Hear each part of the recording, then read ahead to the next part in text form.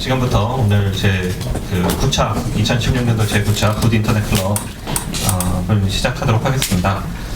저는 한국인터넷기업협회 사무국장 최성진입니다. 반갑습니다. 네, 오늘 저희가 굿 인터넷 클럽 처음으로 시도하는 저녁 자리인데요. 참석해 보신 분들은 아시겠지만 저희가 항상 매월 마지막 주 화요일 오전 7시 반부터 9시까지 아주 이른 아침에 여러분들과 함께 했었는데요. 저희가 진행을 하다 보니까 중간에 저희가 기자분들 모시고 미디어데이 같은 것도 진행을 했었는데 아침이라 오시기 힘들다는 분들도 있고 저녁에 좀 이렇게 이야기 나누는 게 좋지 않겠느냐는 이야기도 있어가지고 저희가 이번에 여러 가지로 올해가 가기 전에 실험적으로 진행을 해보려고 저녁 시간에 잡았는데요. 처음으로 잡았는데 아시다시피 지금 나라가 어수선하고 저녁 8시에 블록버스터가 예정돼 있어가지고 저희 JTBC의 블록버스터가 또 예정돼 있어서 생각보다 이렇게 많이 오시지는 않은 것 같은데 그래도 또 많이들 와주셨기 때문에 오늘 좀 재미있게 진행을 해보도록 하겠습니다. 오늘 주제는 4차 산업혁명 시대 혁신을 가로막는 규제의 본질이라는 주제로 진행을 하고요. 오늘 또 저희가 처음으로 시도하는 것이 저희 항상 굿 인터넷 클럽의 진행은 저희 굿 인터넷 클럽의 명사회자 에디터의 김국현 대표님을 모시고 진행을 했었는데 오늘은 에디터의 김국현 대표님을 패널로 모시고 김국현 대표님이 그동안 본인 이야기도 많이 하시고 싶으셨을 텐데 못하신 것 같아가지고 패널로 모시고 또 저희가 지속적으로 이제 인터넷이 우리 사회에 미치는 긍정적인 영향, 경제적인 측면, 문화적인 측면, 예술적인 측면 그런 것들을 다양하게 다뤄왔는데 결국은 이제 이런 것들이 어떤 혁신을 통해서 사회를 발전시키는 것인데 가장 중요한 어떤 제도적 측면은 우리가 한 해를 좀 마무리하면서 그런 부분들을 좀 아울러서 진정으로 우리 사회가 혁신으로 나아가기 위해서 제도적으로는 어떤 것이 받침되어야 되는가 라는 이야기들을 진짜 이 부분에 최고 전문가분들을 모시고 진행을 해보도록 하겠습니다. 그러면 바로 소개를 시켜드리고 진행을 할 텐데요. 항상 그렇듯이 저희 가나다 순으로 소개를 시켜드릴 텐데 가나다에서 가장 앞선 이 구태환 변호사님이 지금 수원에서 재판을 마치시고 지금 막 달려오시는 중이라 저희 대화 나눌 때까지 들어오실 것 같은데요. 그럼 오시는 대로 소개시켜 드리는 걸로 하고요. 순서대로 소개시켜 드리겠습니다. 그리고 굿 인터넷 클럽 저희 와보신 분들은 사실은 처음에 패널분들을 김국현 대표님이 정말 영혼까지 탈탈 털 기세로 그동안의 행적과 업적에 대해서 소개시켜 주는 것이 또 재미 중에 하나였었는데 제가 그거 따라해 보려다가 그거는 도저히 안 될 것 같아서 저는 그냥 드라이하게 소개시켜 드리고 그분들이 직접 말씀하실 수 있도록 하겠습니다. 네, 그러면은 첫 번째 패널로 아까 말씀드린 굿 인터넷 클럽의 터줏대감 항상 명사회자로 이름을 알려주셨는데 오늘은 패널로서 또 활약해 주실 에디터의 김국현 대표님 큰 박수로 환영해 주시기 부탁드리겠습니다. 네, 그리고 오늘 이제 규제 문제를 많이 이야기를 할 텐데요.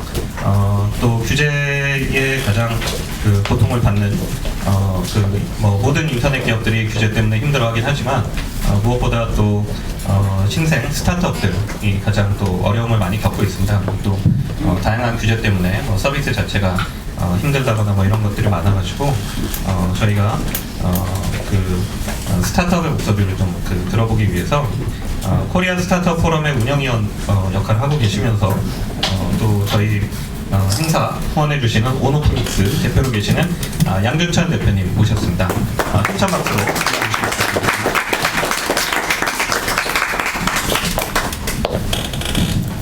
네, 그리고 또 오늘 주제가 4차 산업혁명 시대 혁신을 가로막는 주제 본질이기 때문에 최근 이 4차 산업혁명 또는 인공지능 이런 그 키워드에 대해서 누구보다 전문가이시면서 강의도 하시고 실제 비즈니스도 하고 계신 분을 모셨습니다. 그 경희대학교 이경정 교수님 모셨습니다. 힘찬 박수 부탁드리겠습니다. 네, 구태영 변호사님은 아직 안 오셨고 오시는 대로 그 소개시켜 드리는 걸로 하고요. 저도 앉아서 그러면 진행을 하겠습니다. 김국환 대표님은 누구보다 잘 아시겠지만 저희는 대본이나 토론문 기타 등등 이런 거 전혀 없는 생으로 하는 그 토크쇼이기 때문에 그리고 순서라든가 이런 게 별로 없습니다. 그래서 하시고 싶은 말씀 있으실 때 다른 거 말씀은 끊지 마시고 저한테 이렇게 살짝 손을 들어주시면 그 말씀을 아니면 이렇게 다른 거 말씀 안 하실 때는 저한테 손 안 드시고도 바로 치고 나오셔도 좋겠습니다. 제가 소개를 너무 간략하게 드려가지고요. 그 패널로 오신 분들 정말 이쪽 각 분야에서 활약을 많이 하고 계신 분인데 요즘 근황이 어떠신지 또 오늘 또 어떤 이야기 많이 하고 싶으신지 간단하게 좀 듣고 제가 좀 질문을 드려보는 걸로 하겠습니다. 마이크는 가까이 있는 거 사용해 주시면 되고요. 저희 이경정 교수님부터. 네. 안녕하십니까. 경희대 경영학과에 있는 이경전입니다. 인터넷 기업협회랑 참 오랫동안 일을 했고요. 우리 시성진 국장님, 김영란 과장님이랑 10년 이상 일을 한 것 같습니다. 그리고 인터넷 포럼이라는 것도 2012년에 해서 어떤 인터넷 산업이 가져야 될 어떤 정책 그런 부분도 많이 고민했었는데요. 오늘 갑자기 오라고 그러셔가지고 어떤 내용이 될지는 잘 모르겠어요. 네. 그 사이에 저는 이제 사물 인터넷 기업 앰플이라는 회사를 창업을 했고요. 이제 회사 만든 지 한 6년 됐는데 버튼 인터넷이라는 어떤 새로운 사물 인터넷, 그러니까 기존의 NFC 태그나 비컨의 어떤 장단점을 결합한, 장점을 결합한 단점을 극복하고 그런 버튼 인터넷 쪽 연구를 하고 있고요. 연구 개발하고 있고, 그다음에 또 하나는 이제 올윈이라는 어떤 새로운 전자상거래 비즈니스를 회사는 2014년 1월에 만들었지만 아마 본격적인 서비스는 작년 12월부터 시작해서 오늘 보니까 한 160여 개의 딜이 일어났었더라고요. 그래서 한국에서 이제 비즈니스 메소드 특허에 기반해서 인터넷 비즈니스를 하는 사례가 그렇게 많지는 않았거든요. 주로 미국 사업을 따라하는 비즈니스가 그동안 많았다면 올리는 한국에서 만든 비즈니스 메소드 특허가 지금 53개국의 특허가 출원되어 있고 10여 개국의 특허가 등록이 되어 있습니다. 그래서 그런 전자상거래 방법을 가지고 글로벌 진출을 진행하고 있고요. 그래서 제가 어떻게 하다 보니까 창업을 2개 했는데 하나는 사물인터넷이고 하나는 전자상거래고, 이제 원래는 저는 석박사 논문을 인공지능으로 썼습니다. 그래서 요즘 인공지능이 또 인기여가지고 최근에는 인공지능 연구를 조금 더 하고 있습니다. 그래서 만약 성공하게 되면 내년에는 인공지능 투자 회사를 만들 가능성도 있습니다. 현재 제 근황을 소개하라고 그래가지고 말씀드리겠습니다. 네, 그야말로 4차 산업혁명의 기수로 혁명가로 활동을 하고 계시는 양준수 대표님. 네, 안녕하세요. 오노플릭스 대표 양준철입니다. 오늘 오노플릭스 대표로 왔다라기보다는 스타트업 포럼의 위원으로서 왔다고 말씀드릴 수 있겠고요. 사실 규제와 관련된 얘기를 하면 진짜 규제 받는 거 맞냐, 규제 사례에 대해서 얘기를 해봐라, 이렇게 얘기가 나올 가능성이 있을 것 같아서 사전 조사를 좀 해봤고요. 지금 말씀드릴 수 있는 사례가 한 7개 정도 되는데 토론 시간에 말씀드릴 수 있도록 하겠습니다. 네, 반갑습니다. 저는 김국현입니다. 아마 오늘 이 자리에 불러주신 계기는 제가 회사도 지금 하고 있습니다만 아무래도 여기저기에 글을 써오다 보니까 여러 가지 사회적인, 특히 이제 IT와 관련된 부조리에 대한 얘기를 많이 글을 통해서 했기 때문에 그 때문에 아마 불러주신 게 아닌가 싶습니다. 지금 제가 하고 있는 에디터이라는 회사는요, 주로 지금 업태는 자문업인데, 가끔 앱도 출시하고 있습니다. 그래서 연말에 또 앱이 나올 예정이고요. 지금 여러분들이 다운로드 받을 수 있는 거는 플레이스토어에서 1초 메모, 뭐 이런 것들 지금 만들고 있습니다. 그래서 연말에 나오면 그때 또 많이 받아주시면 감사하겠습니다. 이렇게 되는 것 같습니다. 네. 처음 해보시죠? 타이마 보시다가 하다로서는 저희 김국현 대표님은 뭐 그 다 잘 아시겠지만 글도 아주 컬럼 같은 거 잘 쓰시고요. 컬럼 쓰실 때 그림도 직접 이렇게 만평처럼 촌철살인으로 하셔서 저도 항상 재밌고 또 재미만 있는 게 아니라 깊이가 있어서 오늘 또 말씀으로도 사회 보시면서 항상 또 그 날카로운 식견을 보여주시지만 좀 직접 말씀도 듣고 싶어서 저희가 모셨습니다. 그래서 사실 뭐 4차 산업혁명 시대라는 거는 올해 최고의 유행어 뭐 4차 산업혁명이라는 게 사실 뭐 정치권에서도 뭐 너나 할 거 없이 뭐 4차 산업혁명 포럼이니 뭐 등등 여야를 막론하고 하고 있는데 이게 또 뭐 어떻게 보면 또 한때의 유행일 수도 있을 것 같고요. 예. 스타는 항상 마지막에 등장하는데요. 저희가 아까 말씀드린 대로 늦지 않게 오셨습니다. 저희 앉아서 시작하시죠. 요즘 규제 혁신의 전도사로 또 활동을 하고 계시고 또 저희 인터넷 기업 협회나 스타트업 포럼을 위해서도 여러 가지 자문 활동 많이 해주시고 인터넷 생태계를 위해서 생태계 발전을 위해서 법률가로서 많이 애써주시고 계십니다. 테크앤로의 구태원 대표 변호사님 모셨습니다. 안녕하세요. 죄송합니다. 네, 늦으셨으니까 노래는 아니고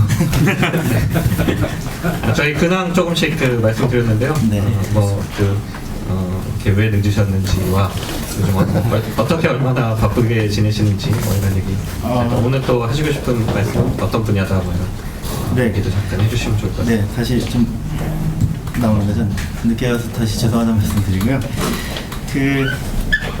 왜 늦었는지는 이제 수원에서 달려오느라고 늦었습니다.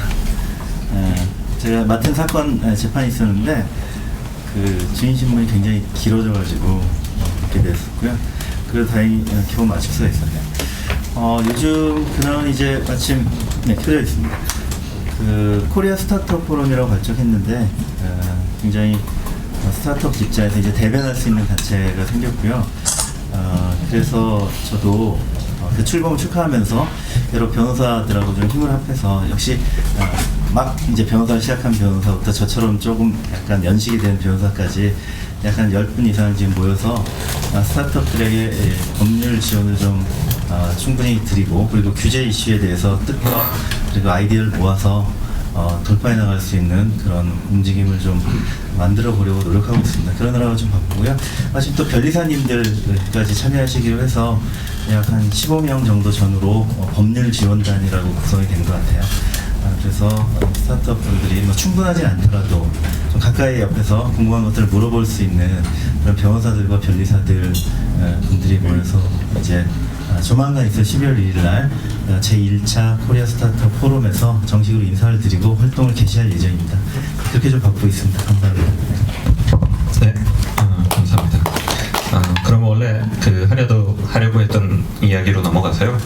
저희가 제목을 4차 산업혁명 시대 혁신을 가로막는 규제의 본질이라고 이야기를 했는데 그러면 뭐 여기 오신 분들은 대부분 전문가들이시기 때문에 사실 4차 산업혁명이라는 것이 무엇인지 뭐 잘 알고 계시긴 할 텐데 저희가 좀 그래도 이 논의의 출발선을 좀 긋는 의미에서 4차 산업혁명의 뭐 의미, 함의 또는 이거를 우리가 어떻게 바라보는 게 좋을지 이거부터 조금 이야기를 하고 본 주제인 어떻게 혁신을 촉진하고 제도가 그것을 어떻게 뒷받침할 수 있는가 이런 이야기로 넘어갔으면 좋겠는데요.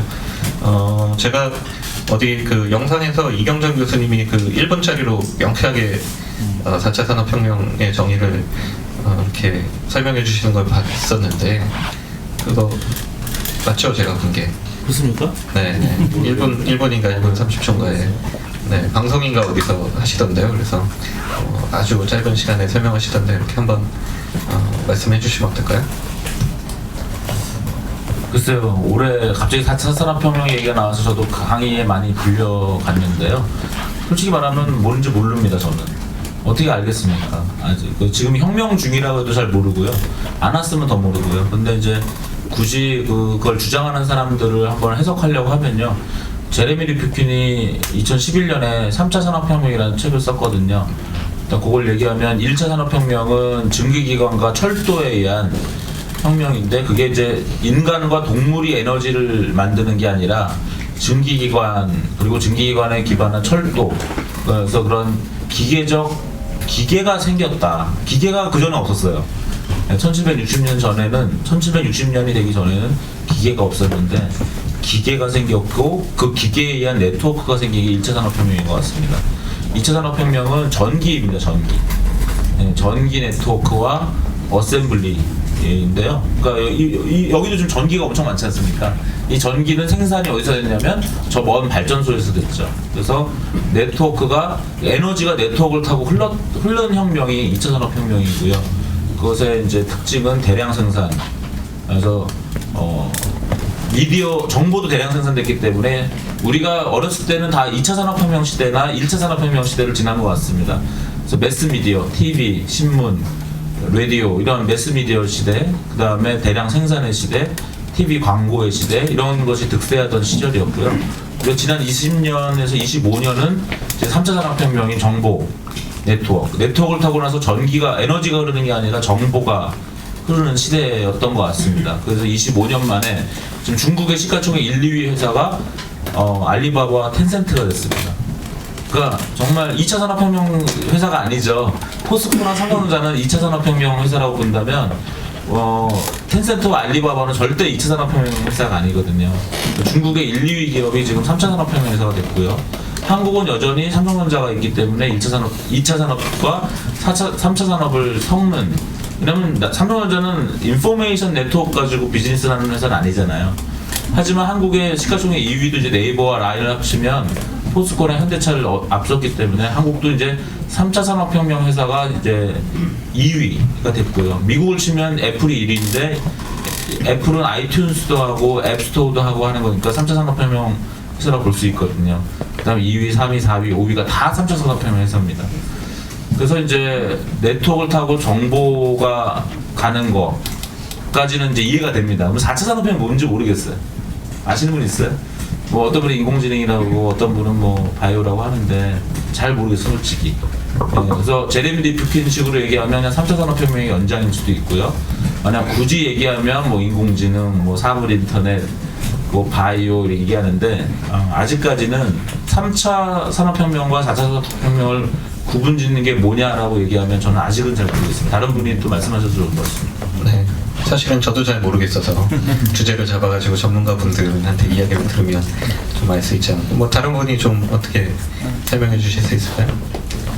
네, 모르겠다는 현상은 지금 좀 글로벌하게 일어나고 있는 것 같아요. 그래서 마치 우리가 창조 경제가 뭔지 도저히 모르겠는 것처럼 이 4차 산업혁명도 어떻게 보면 이제 독일발 창조 경제가 아닌가. 실제로 요즘에 그런 관련된 책도 나왔어요. 이노베이션 일루전이라고 지금 말하고 있는 혁신이 상당 부분 이제 환상에 불과하다. 그러니까 그거의 골자는 그렇게 떠들고 있지만 실질적으로 총요소 생산성을 비교해 봤을 때 그렇게 뭐가 그러니까 우리 삶이 나아진 게 없는데 산업도 나아진 게 없는데 무슨 혁명 운운하냐 뭐 그런 논조거든요.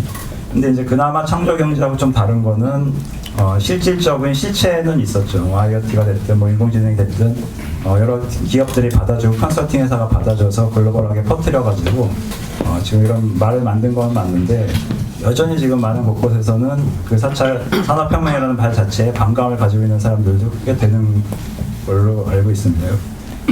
교수님도 반감이 좀 있으신 그렇지 않습니까?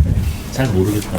그러니까 사실은 산업계에서는 당연히 그런 방향으로 혁신을 계속 해나가는 건데 어느 날 말씀 좀 많이 하시는 분들이 니들이 하는 게 4차 산업혁명이다 이렇게 하신 거 아닌가요?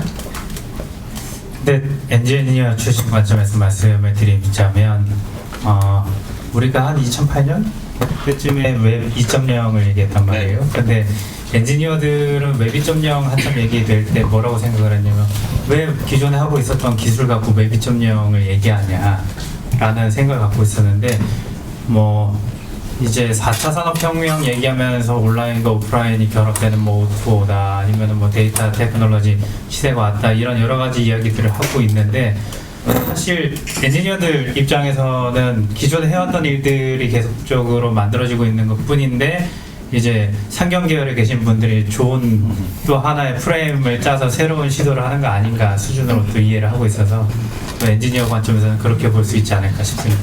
네, 사실 웹 2.0은 마케팅 용어 성격이 좀 강했던 것도 있고요. 네. 네, 제가 그 최근에 진짜 4차 산업혁명 같은 거 하나 발견했습니다. 그게 저는 아디다스의 스피드 팩토리라고 생각을 했어요. 그래서 아디다스가 1987년에 중국 공장을 독일 공장을 폐쇄하고 중국으로 갔다고 합니다. 그러니까 2차 산업혁명적인 거죠. 대량 생산의 시대. 근데 내년에 이제 독일의 그 어느 도시 이름은 기억이 안 나는데 이제 스피드 팩토리를 처음 오픈하고요. 미국의 스피드 팩토리를 오픈합니다. 그건 뭐냐면은 소비자가 온라인으로 주문을 하면 맞춤형 주문하는 거죠.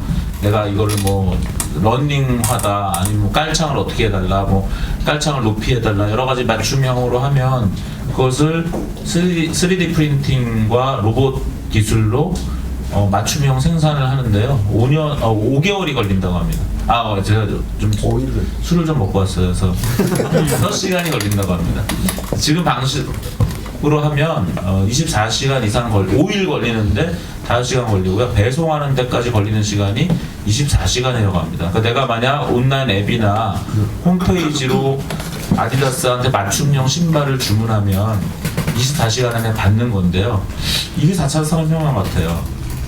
그러면 그 공장이 어디에 생기냐면요. 이제는 중국이나 베트남 같은 저임금 국가에 생기는 게 아니라 그 소비자가 있는 그 곳에 공장이 생긴다고 합니다. 그래서 앞으로 아디다스 서울이 생기고 아디다스 도쿄, 아디다스 뉴욕이 생기는 거죠. 그럼 그 공장은 그 도시에 있는 그 고객의 취향을 수집하는 그러한 역할도 하고요.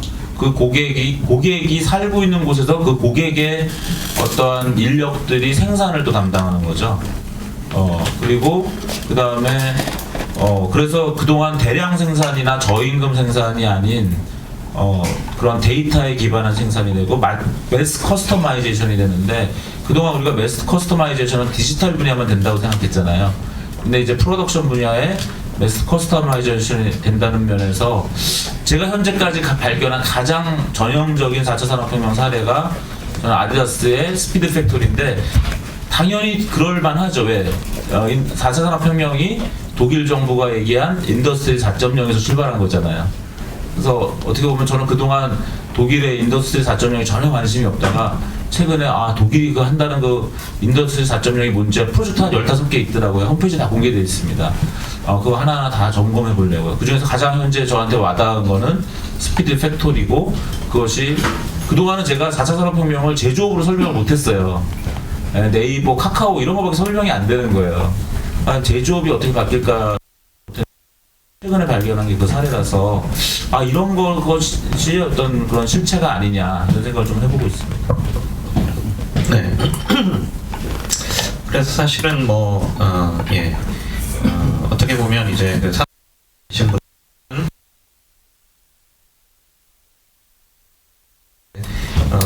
실체가 없는 것은 아니고 그 중요한 것이 산업계에서 그 과정이라고 볼 수 있지만 왜 그럼 지금 시점에 이렇게 전 사회적으로 또는 전 세계적으로까지 모르겠고 최소한 한국 사회 전 사회적으로 이렇게 주목하고 관심을 가지고 하게 됐는가?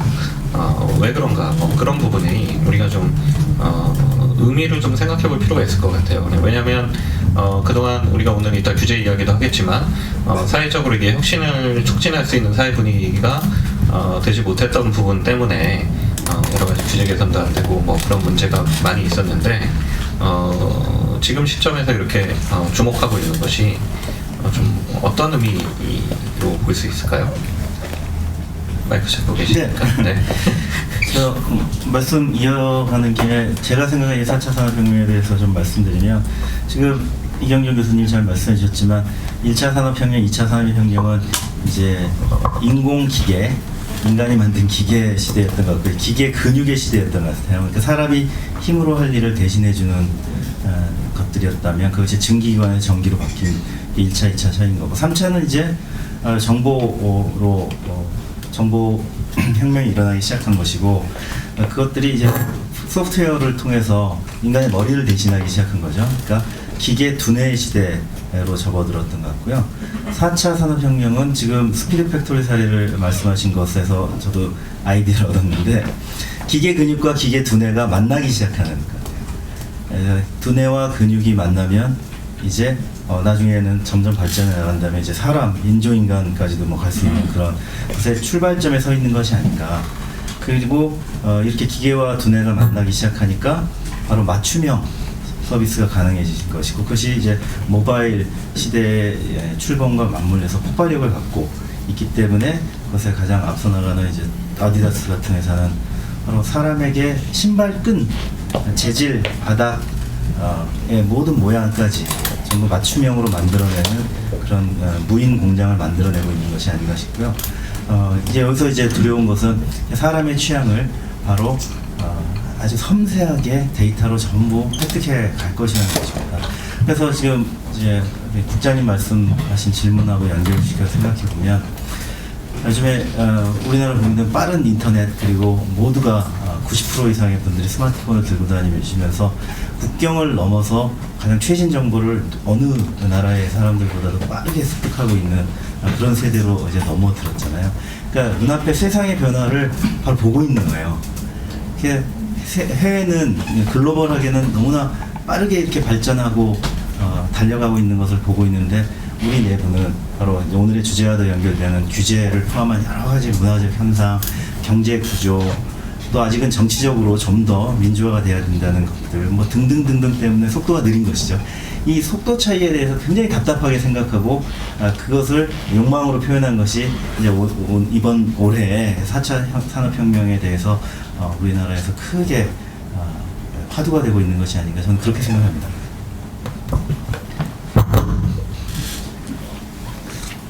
최근에 제가 듣기로는 그 국내 2차 산업 기업들이 어떻게 성장을 했는가라고 보면은 그 제가 태어난 해라고 알고 있는데 1985년에 플라자 합의를 통해서 일본 수출 기업들이 수출을 하기가 어려워지면서 한국의 수출 기업들이 경쟁력을 갖게 되고 그로 인해서 2차 산업에 한국 대기업들이 특혜를 봤다 하는 얘기를 들었거든요. 그리고 나서 이제 김대중 정부 시절에 초고속 인터넷을 깔아야 된다라는 걸로 초고속 인터넷을 통해서 국내 여러 게임 산업이나 이런 IT 산업들이 발전할 수 있는 기회가 생겼는데 그럼에도 불구하고 사실 글로벌리하게 IT 분야에서 잘하고 있다고 얘기할 수 있는 부분은 게임 산업밖에 현재 없잖아요. 게임 산업도 최근에는 여러 가지 규제로 인해서 많이 망가져 있는 상황인데 그렇게 놓고 보면은 이제 2차 산업은 중국이 다 들고 간다라고 사람들이 바라보고 있고 그러면 3차 산업에서도 지금 게임 산업도 힘들어하고 있고 또 그 밖에 소프트웨어 산업들도 힘들어하고 있는데 과연 다음 산업에서는 우리가 어떻게 해야지 밀리지 않고 이제 선진국으로 가지 못하면 중진국으로 남는다 뭐 그런 얘기가 있는데 아마도 선진국으로 갈 수 있는 무언가 새로운 프레임을 찾아야 되기 때문에 하는 얘기가 아닐까라는 생각을 합니다. 네, 뭐 4차 산업혁명이라는 말을 쓰든 안 쓰든 요즘에 뭐 혁신이라고 나오는 대부분의 사례를 보면은 실물 경제에 굉장히 본격적인 영향을 미치는 것들이 대부분이거든요. 우버도 그렇고 에어비앤비도 그렇고 특히 뭔가 예전에 인터넷 기업이라고 그러면은 어떻게 보면 이제 창 너머 화면 너머에 있는 거에 국한됐습니다. 지금은 사람을 움직이고 물건을 움직이기 시작을 했다는 거잖아요. 그래서 예전에는 어떻게 보면 그냥 3차 산업의 일종이라고 봤었던 이런 여러 가지 움직임들이 모든 곳에 영향을 줄 수 있기 때문에 이거는 좀 제대로 해야 된다라고 생각하던 와중에 이런 용어도 나오고 또 최근에 아마 그런 움직임이 나온 건 아닐까 생각이 듭니다. 굉장히 본격적으로 이제 영향을 주기 시작을 했죠. 모토라는 뭐 말도 뭐 그런 와중에 나옵니다. 네, 그래서 사실은 이제 사회적으로 이렇게 산업에 대해서 관심을 보여주는 것은 좋은 일인데요. 사실은 그 산업계 내보다 뭐 국회 같은 데 가보면 훨씬 그 행사 코스 이렇게 쭉 보면은 한 3분의 1 정도는 4차 산업혁명, 4차 산업혁명, 뭐 일자리, 뭐 미래 먹거리 뭐 해가지고 근데 그렇게 관심 보여주시는 거는 감사한데 이게 좀 그 사회적으로 그러면 이 산업의 중요성이나 이제 혁신을 어떻게 촉진할 것인가 이런 부분이 좀 그런 의제들이 좀 맞게 설정이 돼 가고 있는 건지 아니면 그냥 좀 뜬구름 잡기식으로 또 일자리 뭐 몇십만 개 창출이나 뭐 또 이런 정부 돈을 어떻게 태워서 뭐 뭘 또 해보자 이렇게 되면 사실 좀 산업계에서도 불행할 수 있을 것 같은데 최근에 그 국회나 뭐 이런데 가서 많이 말씀하고 다니시잖아요, 구태현 변호사님께서. 예, 그런 부분은 뭐 좀 어떻게 생각하실까요? 저는 이제 뭐 전공의 법률이고 하고 있는 법률이기 때문에 이제 규제 부분에 대해서 좀 더 관심을 가지고 지켜보고 있습니다. 그래서 먼저 말씀을 드리게 됐는데요. 아시다시피 규제개혁위원회가 출범한 거는 DJ 정부 때입니다. 98년 출범한 DJ 정부 때부터 규제개혁을 해왔는데 그런 비율을 들었어요. 그동안 규제개혁이 98년부터니까 지금 거의 16년이 되었지 않습니까? 16년 동안 규제개혁을 예를 들어 100개를 했다면 300개의 규제가 새로 생겼다는 거예요. 그러니까 100개가 없어지고 300개 생기니까 200개가 늘어나는 거예요. 즉, 그 98년 당시의 규제에 200개가 추가가 됐으니까 결국은 100% 규제가 늘어나고 있는 거죠. 그러면 이거는 원인을 잘 따져봐야 돼요. 다행히 이제 뭐 정부마다 일정한 규제 개혁이 지속되었으면 특히 이번 정부에 있어서 평가할 부분은 창조 경제를 앞에 내세우다 보니까 다른 정부보다 좀 더 두드러지게 규제 개혁에 대해서 관심을 가지고 그 대통령께서도 규제는 암덩어리라는 얘기를 할 정도로 총론에 있어서는 굉장히 확실한 메시지를 줬다는 거예요. 근데 지금 정권 4년 차인데 지켜보면은 해소된 규제도 있습니다만 본질적으로 이 사회를 혁신의 물결로 확 옮겨갈 수 있도록 하는 그 동력을 일으킬 만한 그런 충분한 힘을 만들어내는데 실패하고 있어요. 최근에 여러 사례도 보시지만 아직도 안 된다는 것이 많고 혁신가들이 새로운 스타트업을 만들어서 기존에 불가능했던 사업을 하려고 하면은 여전히 규제가 있고 그 규제는 여전히 뚫기 어렵고 국민신문고 같은 데 얘기를 해보아도 해당 부처의 의견은 절대 불가라고 해서 내신이 오는 그런 일을 저도 직접 목격하고 있습니다. 그러니까 총론은 맞고 특히 우리나라는 대통령제 국가예요. 또 굉장히 강한 대통령제 국가인데도 불구하고 대통령의 통솔을 받는 그 산하 부처에서는 왜 이런 일들이 벌어지고 있는가에 대해서 의문을 가지지가 않을 수가 없었고요. 결국은 이제 제 생각은 정부의 의지와 노력에도 불구하고 금융의 핀테크 산업의 이전을 비롯한 여러 분야에 있어서 규제소가 더딜 수밖에 없는 이유는 정부의 대응이 대증요법에 머물렀다는 생각을 합니다. 어떤 것은 혁신적 움직임을 이루기 위해서는 엔진을 달아줘야 되는데요. 그렇죠. 지금 내연기관 엔진이 전기차 엔진으로 바뀌듯이 이 정도의 변화가 이루어져야 그게 바로 자동차의 혁신이라고 말을 할 수가 있을 것 같아요. 예를 들면 피처폰과 스마트폰의 차이는 본질적으로 다르지 않습니까? 그러면 규제도 혁신하겠다고 하면 기존에 있는 것을 조금 고친다든지 또는 여전히 기존의 규제가 옳다고 하는 입장에서 머무를 수밖에 없다면 그건 혁신이 되고 있지 않습니까?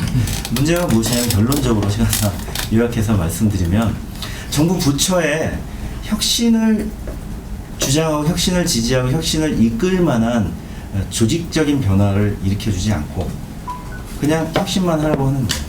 근데 법률은 기득권의 반영일 수밖에 없거든요. 법률은 국회를 통과한 것입니다. 국회에 있는 국회의원들이나 또는 그 법률안을 만드는 데 상당한 역할을 하는 정부 부처는 현재 이지를 반영하는 법을 만들 수밖에 없지 아직 태어나지도 않은 또는 시도 단계에 불과한 미래의 권력, 미래는 큰 권력이 될지도 모를 그런 가능성을 갖고 있음에 불구한 그런 혁신 세력을 위한 법을 만들고 있지는 않거든요. 그러니까 법률은 당연히 보수적일 수밖에 없어요. 그럼 이런 법률을 또 건국 이후에 지금까지 그물망처럼 아주 촘촘하게 발전시켜 온 게 우리나라 규제 현실이라면 이걸 혁신적으로 바꾸기 위해서는 굉장히 강력한 엔진이 필요한데요. 그거는 정부 조직의 변화 없이는 불가능하다는 게 최근에 저의 생각이고, 그럼 구체적으로 들어가 보면 어떤 문제가 있냐면 정부 조직법의 변화는 없었어요. 그리고 이런 혁신적인 신산업을 담당하는 부처 내 과들, 그러니까 중앙 부처 내 과들은 대개 아직은 뭐랄까 큰 그러니까 마이너한 좀 작은 과라든지 또는 IT를 담당하는 쪽이라든지 뭐 이런 쪽에서 금융을 치면 전자금융을 담당하는 과 정도의 핀테크를 맡기는 식입니다. 그러면 아시다시피 정부의 조직 의사결정 구조상 이런 과장급 단위의 그것도 선임 과장도 아닌 고시 서열로 치면은 후배 서열의 과장이 맡아가지고서는 금융위 안에서도 어떤 핀테크를 주도적으로 검토하고 의사결정을 하는 동력을 얻기가 어렵겠죠. 이런 문제도 함께 고려를 해야 된다고 생각합니다. 네. 네, 워낙 달변이셔서 제가 뭘 질문했었는지를 제가 잊어버리긴 했는데 뭐 계속 얘기를 이어가 보죠. 김국현 대표님. 예, 저는 이제 좀 더 사태가 심각하다고 보는 입장이고요. 지금 한국의 규제 문제는 지금 한국이라는 국가 체계 자체가 법의 지배를 받지 않고 있는 상태인 것 같아요. 그 말은 뭐냐면 법의 지배라는 말이 어떤 하나의 개인이나 사람의 어떤 자의적 의지에 있어서 이렇게 저렇게 하지 못하도록 하는 일종의 규약이잖아요. 근데 한국에서는 지금 그게 제대로 이루어지지 않고 있는데 그중 그 대표적인 예 중에 하나가 지나치게 비대화된 그 관료의 권한. 그러니까 전 세계적인 상식에서 봤을 때 굉장히 좀 특이한 면이 있거든요. 그러니까 법률도 그 관료가 만들고, 그리고 법률의 해석도 유권 해석이라면서 관료가 하고, 그리고 법률의 심판도 행정처분이라면서 관료가 하고, 그러니까 어떤 면에서 봤을 때는 그 권력이 이제 분산이 되어 있지 않고, 더 심각한 거는 그거에 대해서 굉장히 재량적인 행정이 벌어질 수밖에 없는 거예요. 그래서 상당히 많은 규제가 심지어 법에 있지도 않음에도 불구하고 공고라던가 아니면 이제 심지어 그 관련된 협회의 어떤 통달 정도 때문에 전혀 움직이지 못하는 경우가 있거든요. 그 이유가 뭐냐면은 분위기 파악을 하는 거죠. 만약 여기서 내가 이거를 조금 더 막 나가가지고 이거를 거슬렀을 때 돌아올 수 있는 후폭풍이 뭐가 될지 모르기 때문에 함부로 못하는 거예요. 사실 이런 전체적인 그 사회 분위기가 있기 때문에 실제로 뭔가를 새롭게 시작하시는 분들이 지레 겁을 먹거나 아니면 애초에 그거를 언감생시하지 못하는 그런 분위기가 될 수가 있는 거고, 근데 저는 그게 훨씬 더 이 사회에서 이제 심각한 문제라고 보고 있습니다. 네, 자연스럽게 규제 이야기로 넘어왔으니까요. 저희가 뭐 사실 좀 혁신을 가로막는 규제 사례들을 하나씩 이야기하자면 오늘 밤을 새워도 사실 끝이 안 날 거고, 저희도 뭐 저희 협회에서 가지고 있는 그 공통적인 규제, 대부분의 인터넷 기업들이 당하고 있는 공통적인 규제만 해도 30여 개 그 법률, 그러니까 시급한 거라고 하는 거, 그렇고 개별 기업으로 케이스를 하자면 뭐 끝이 없을 것 같긴 한데, 그래도 또 오늘 또 이 어렵게 그 전문가분들을 모셨으니까 몇 가지 사례 얘기를 좀 들어보면 좋을 것 같은데요. 아까 양준철 대표님이 또 스타트업 관련해서는 또 사례도 좀 수집을 해오셨다니까요. 여기 분들 주무시지 않을 정도로만 생생한 사례 위주로 몇 가지 좀 소개를 시켜주시면 좋겠습니다. 사실 규제 조사를 하면서 어떤 거는 국가 차원에서 의미 있었다, 어떤 거는 국가 차원에서 이래야 되나 싶을 정도의 것들이 있었는데요. 오래된 순부터 말씀을 드리자면은 팍스모네라고 하는 회사가 2010년부터 규제를 받았는데, 이 회사는 신용카드 기반의 P2P 결제 서비스를 준비하고 있는 회사인데요. 이제 회원들이 신용카드사로부터 일종 포인트를 구매해서 다른 회원들에게 전달할 수 있는 그 기능을 구현했는데, 이제 이 포인트로는 자신의 카드 대금 결제가 가능한 겁니다. 그래서 내가 모았던 포인트를 다른 사람한테 넘겨가지고 이제 그 사람의 카드 대금 결제를 도와줄 수 있는 이런 모델이 있었는데, 이제 금융당국이 이게 카드깡이 발생할 수 있다라고 하면서 이 해석을 통해서 규제를 했고요. 그래서 이 사업의 모델이 여태까지 현실화되지 못한 부분이 하나 있고요. 그 다음에 진행됐었던 우버 같은 경우에는 사실 우버가 한국 내에서 많이 활용이 되고 있었는데 정부 입장에서 이게 불법 서비스에 해당한다고 하면서 강경 대응하겠다고 경고를 했고 그 시장에 지금 카카오 택시가 들어와서 사업을 하고 있는 상태인데요. 서울시가 지적했던 우버의 문제점은 뭐 자가용 승용차나 렌터카를 이용해서 요금을 받고 생계를 나르는 것은 불법이다라고 하는데 사실 오프라인에서는 나라시라고 하는 사실 뭐 이런 불법적인 차량 운행이 이미 있었던 상황이고요. 그 오히려 합법적으로 추적할 수 있었던 것이 우버라고도 할 수 있는데 이 첫 번째 문제점을 들었다는 게 좀 재밌고요. 우버 운전자와 차량 정비 상태를 확인할 수 없으므로 시민들의 안전이 우려된다 이렇게 썼는데 그렇다고 하면 그 당시에 제공됐었던 여러 가지 사설 교통수단에 대해서도 같은 잣대를 댔어야 되는데 그 부분도 좀 특이한 것 같고요. 사실 세 번째 문제가 가장 컸던 것 같은데 기존의 택시 영업권을 침해하고 있다라고 이렇게 하면서 규제를 했었는데요. 이것과 유사한 사례를 말씀드리자면은 가장 최근에 2016년 2월에 콜버스라고 하는 그러니까 심야에 사실 택시 잡기가 상당히 어렵거든요. 그래서 그 문제를 해결하기 위해서 일정 노선을 가는 이제 사설 버스를 개설을 했는데요. 사실 기존에는 이것과 관련된 법적 해석이 별다르게 없었기 때문에 사업자는 문제가 없을 것이다라고 생각하고 사업을 시작을 했는데요. 국토교통부가 이제 택시버스 면허를 가진 사업자만 할 수 있도록 규정을 하면서 콜버스가 진행을 할 수 없게 됐었거든요. 그러니까 서울시가 심야 콜버스 운행 시간을 자정부터 오전 5시까지로 제한하는 규제 조치를 취했는데요. 그러니까 중국 같은 경우에도 규제를 합니다. 뭐 외국에서 온 사업들에 대해서 해당 사업이 우리 자국 내에 비슷한 서비스가 만들어지고 그 서비스가 안착될 때까지는 규제를 한다. 뭐 이런 식으로 진행되는 뭐 예를 들어 우버와 비슷한 서비스를 했었던 뭐 디디 추징이라든지 뭐 그런 택시들을 통해서 저희가 볼 수가 있는데요. 이거는 오히려 국내에서 혁신적인 사례가 나오려고 하는데 그거 자체를 기존의 기득권들을 보호하겠다는 뜻에서 하고 있는 규제이기 때문에 좀 문제가 있지 않나 싶고요. 그 다음에 에듀캐스트 사례 같은 경우에는 에듀캐스트라고 하는 회사는 강사들이 직접 온라인 강의를 올릴 수 있는 플랫폼입니다. 교육청에 따르면 돈을 받고 교습하는 모든 행위는 대상과 방식을 불문하고 교육청에 평생교육시설로 등록해야 된다고 이렇게 되어 있습니다.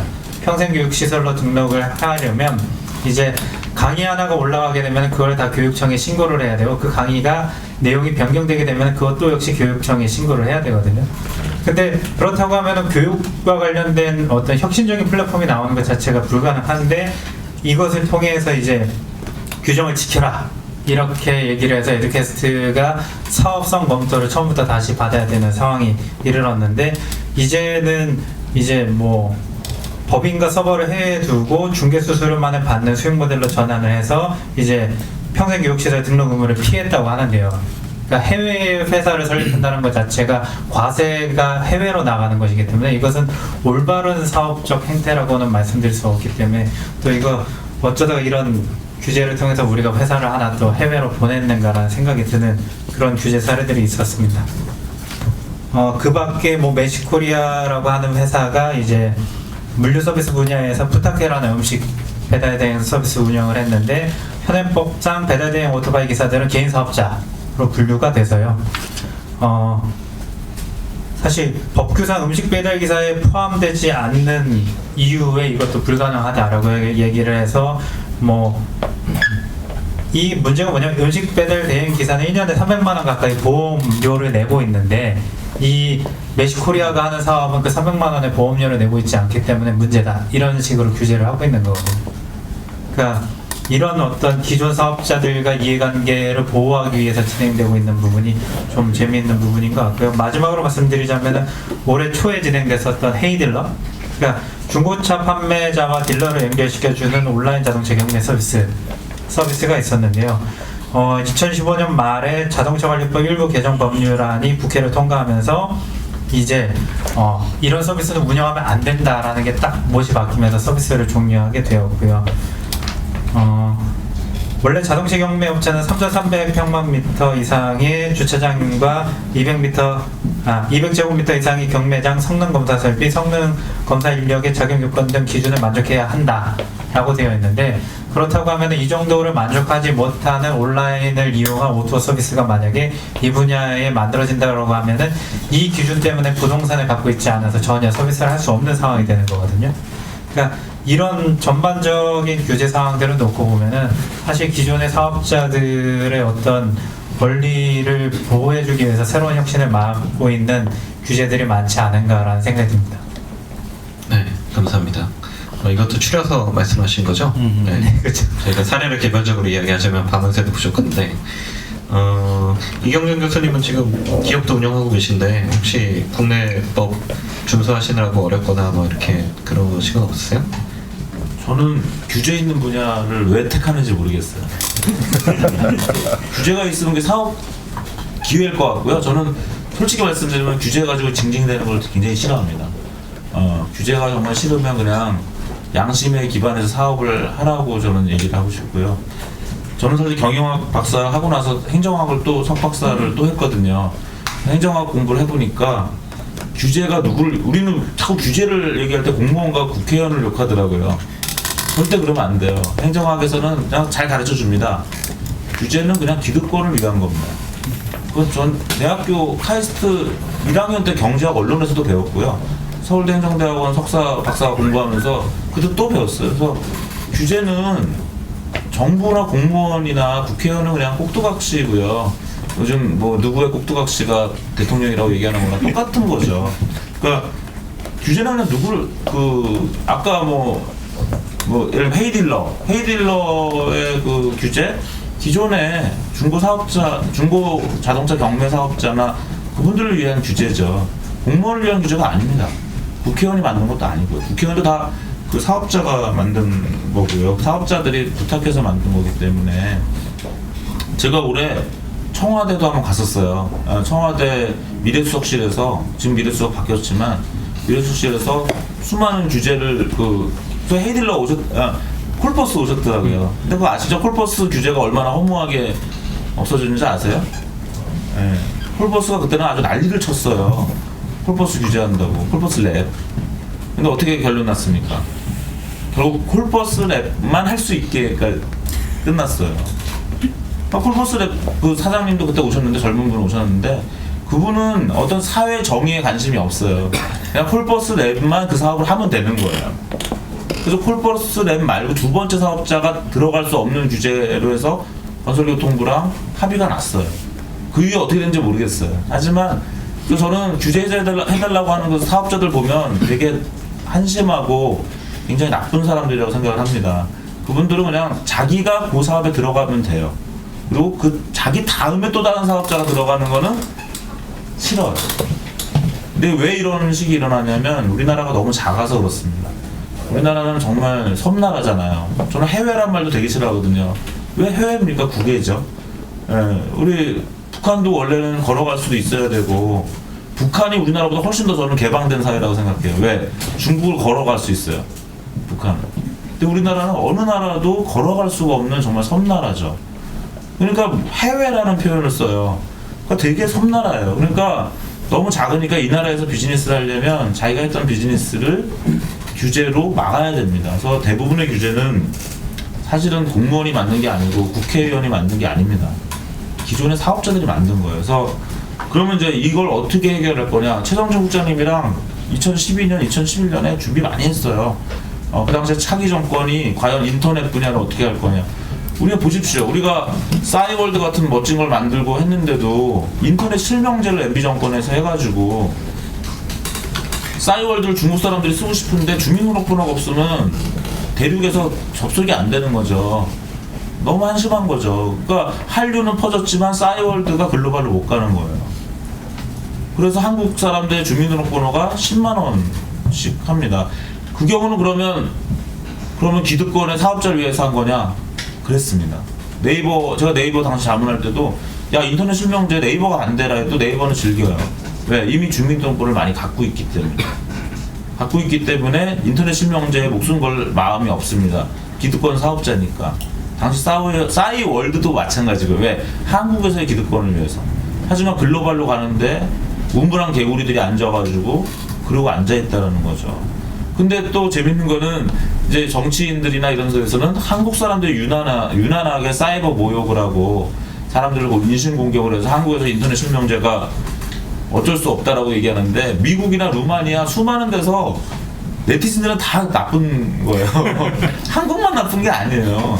당연히. 예, 그래서 저는 그 당시에 최동준 국장님이랑도 많이 했을 때 제가 이거는 누구 손을 들어주는 문제가 아니고요. 결국은 이거를 해결하려면 그때그때마다 예를 들면 아까 뭐 주유소, 뭐 우버, 뭐 콜버스, 랩 뭐 이거 다 그때그때마다 어느 손을 들어줘야 될지 모르겠어요. 제가 올해 청와대 회의, 국무조정실 회의, 총리실 회의, 재경부 각 그런 코디네이션 부처에서 굉장히 노력을 해요. 지금 창조경제를 하려고 굉장히 벤처기업들의 어떤 민원을 들어주려고 하지만 제가 아까 말씀드린 것처럼 그분들은 사회 정의를 위해서 떠드는 게 아니에요. 자기의 사업을 위해서 굉장히 얘기한다는 거죠. 그리고 자기네가 그 안에 진입하면 그 다음부터 문을 닫으려고 하는 게 똑같은 문제라는 거예요. 그럼 과연 이 문제를 해결하려면 어떻게 해야 되냐? 저는 그 당시에 최성준 부장님이나 인터넷 기업협회랑도 얘기했던 것 중에 하나가 온라인, 오프라인이랑 구분을 없애는 어떠한 가이드라인이 필요하다는 거예요.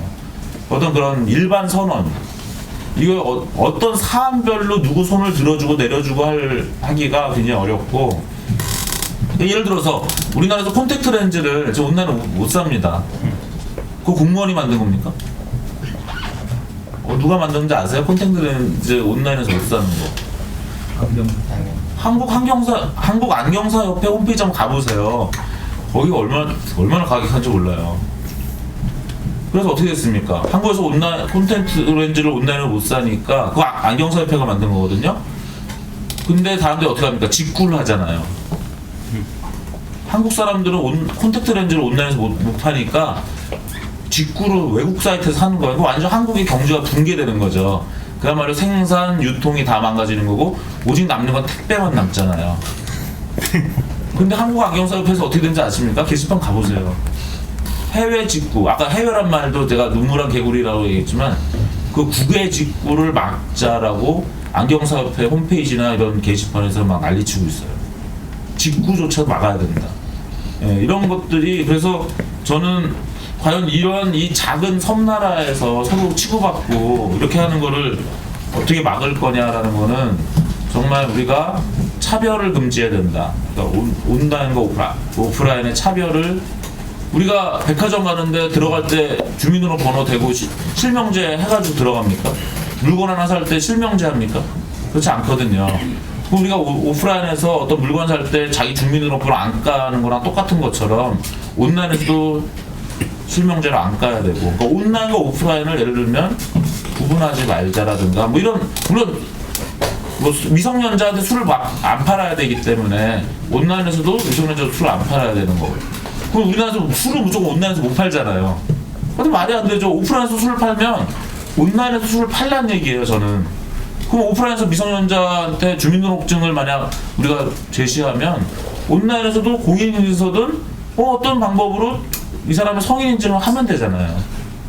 근데 예를 들면 오프라인에서 술을 팔고 온라인에서 술을 못 팔고, 그러니까 온라인과 오프라인을 구분하지 말자. 이게 아까 4차 산업혁명의 아까 특징이 아까 우리 구태현 변호사님 말씀하신 것처럼 만약 인공두뇌와 인공기계의 결합이라고 얘기한다면 결국 그 논리가 맞을 수 있을 것 같아요. 그래서 저는 그런 어떤 일반 원칙의 제시, 그 다음에 이제 내년에 대통령 선거가 있지만 우리가 4년 전에 그때 문재인 후보를 모셔다가 선언을 시켰어요. 저희 인터넷 기업협회가 인터넷 포럼을 만들어가지고 당시 대통령 되면은 이렇게 하라고 선언을 시켰는데 그런 것처럼 만약 내년에 그런 기회가 있다면 그런 것들을 통해서 어떤 걸 해야지.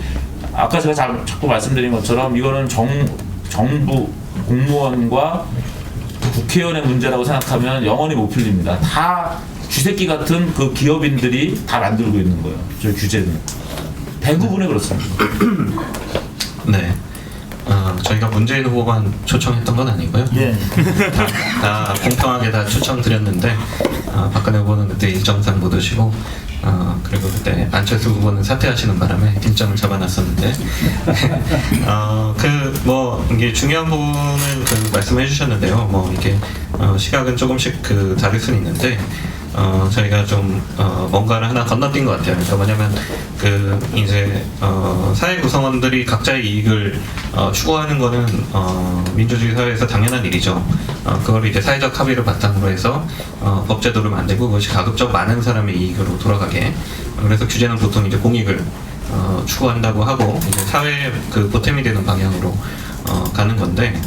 저희가 뭐 이제 혁신을 가로막는 규제의 본질이라는 주제로 이야기를 하고 있는데 규제를 바꾸고 규제를 개혁해야 된다는 게 특정 사업자가 잘 먹고 잘 살게 하는데 온 국민이 힘을 보태주자 이런 차원은 아닐 것 같아요. 그래서 왜 진짜 우리가 규제를 개혁하고 혁신을 해야 되는가 이런 근본적인 물음에 대해서 사회적으로 강력한 어떤 공감대가 있지 않고요. 사실 지금 이경정 교수님 말씀하신 대로 아니 그거를 이렇게 바꾸면 저쪽이 이득을 보고 저렇게 바꾸면 또 저쪽이 이득을 볼 텐데 라는 이런 걸림돌에 막힐 것 같거든요. 그래서 그 얘기를 우리가 좀 약간 지나쳐 왔지만 한 번 더 하고 넘어가면 좋을 것 같습니다. 좀 드리고 싶습니다.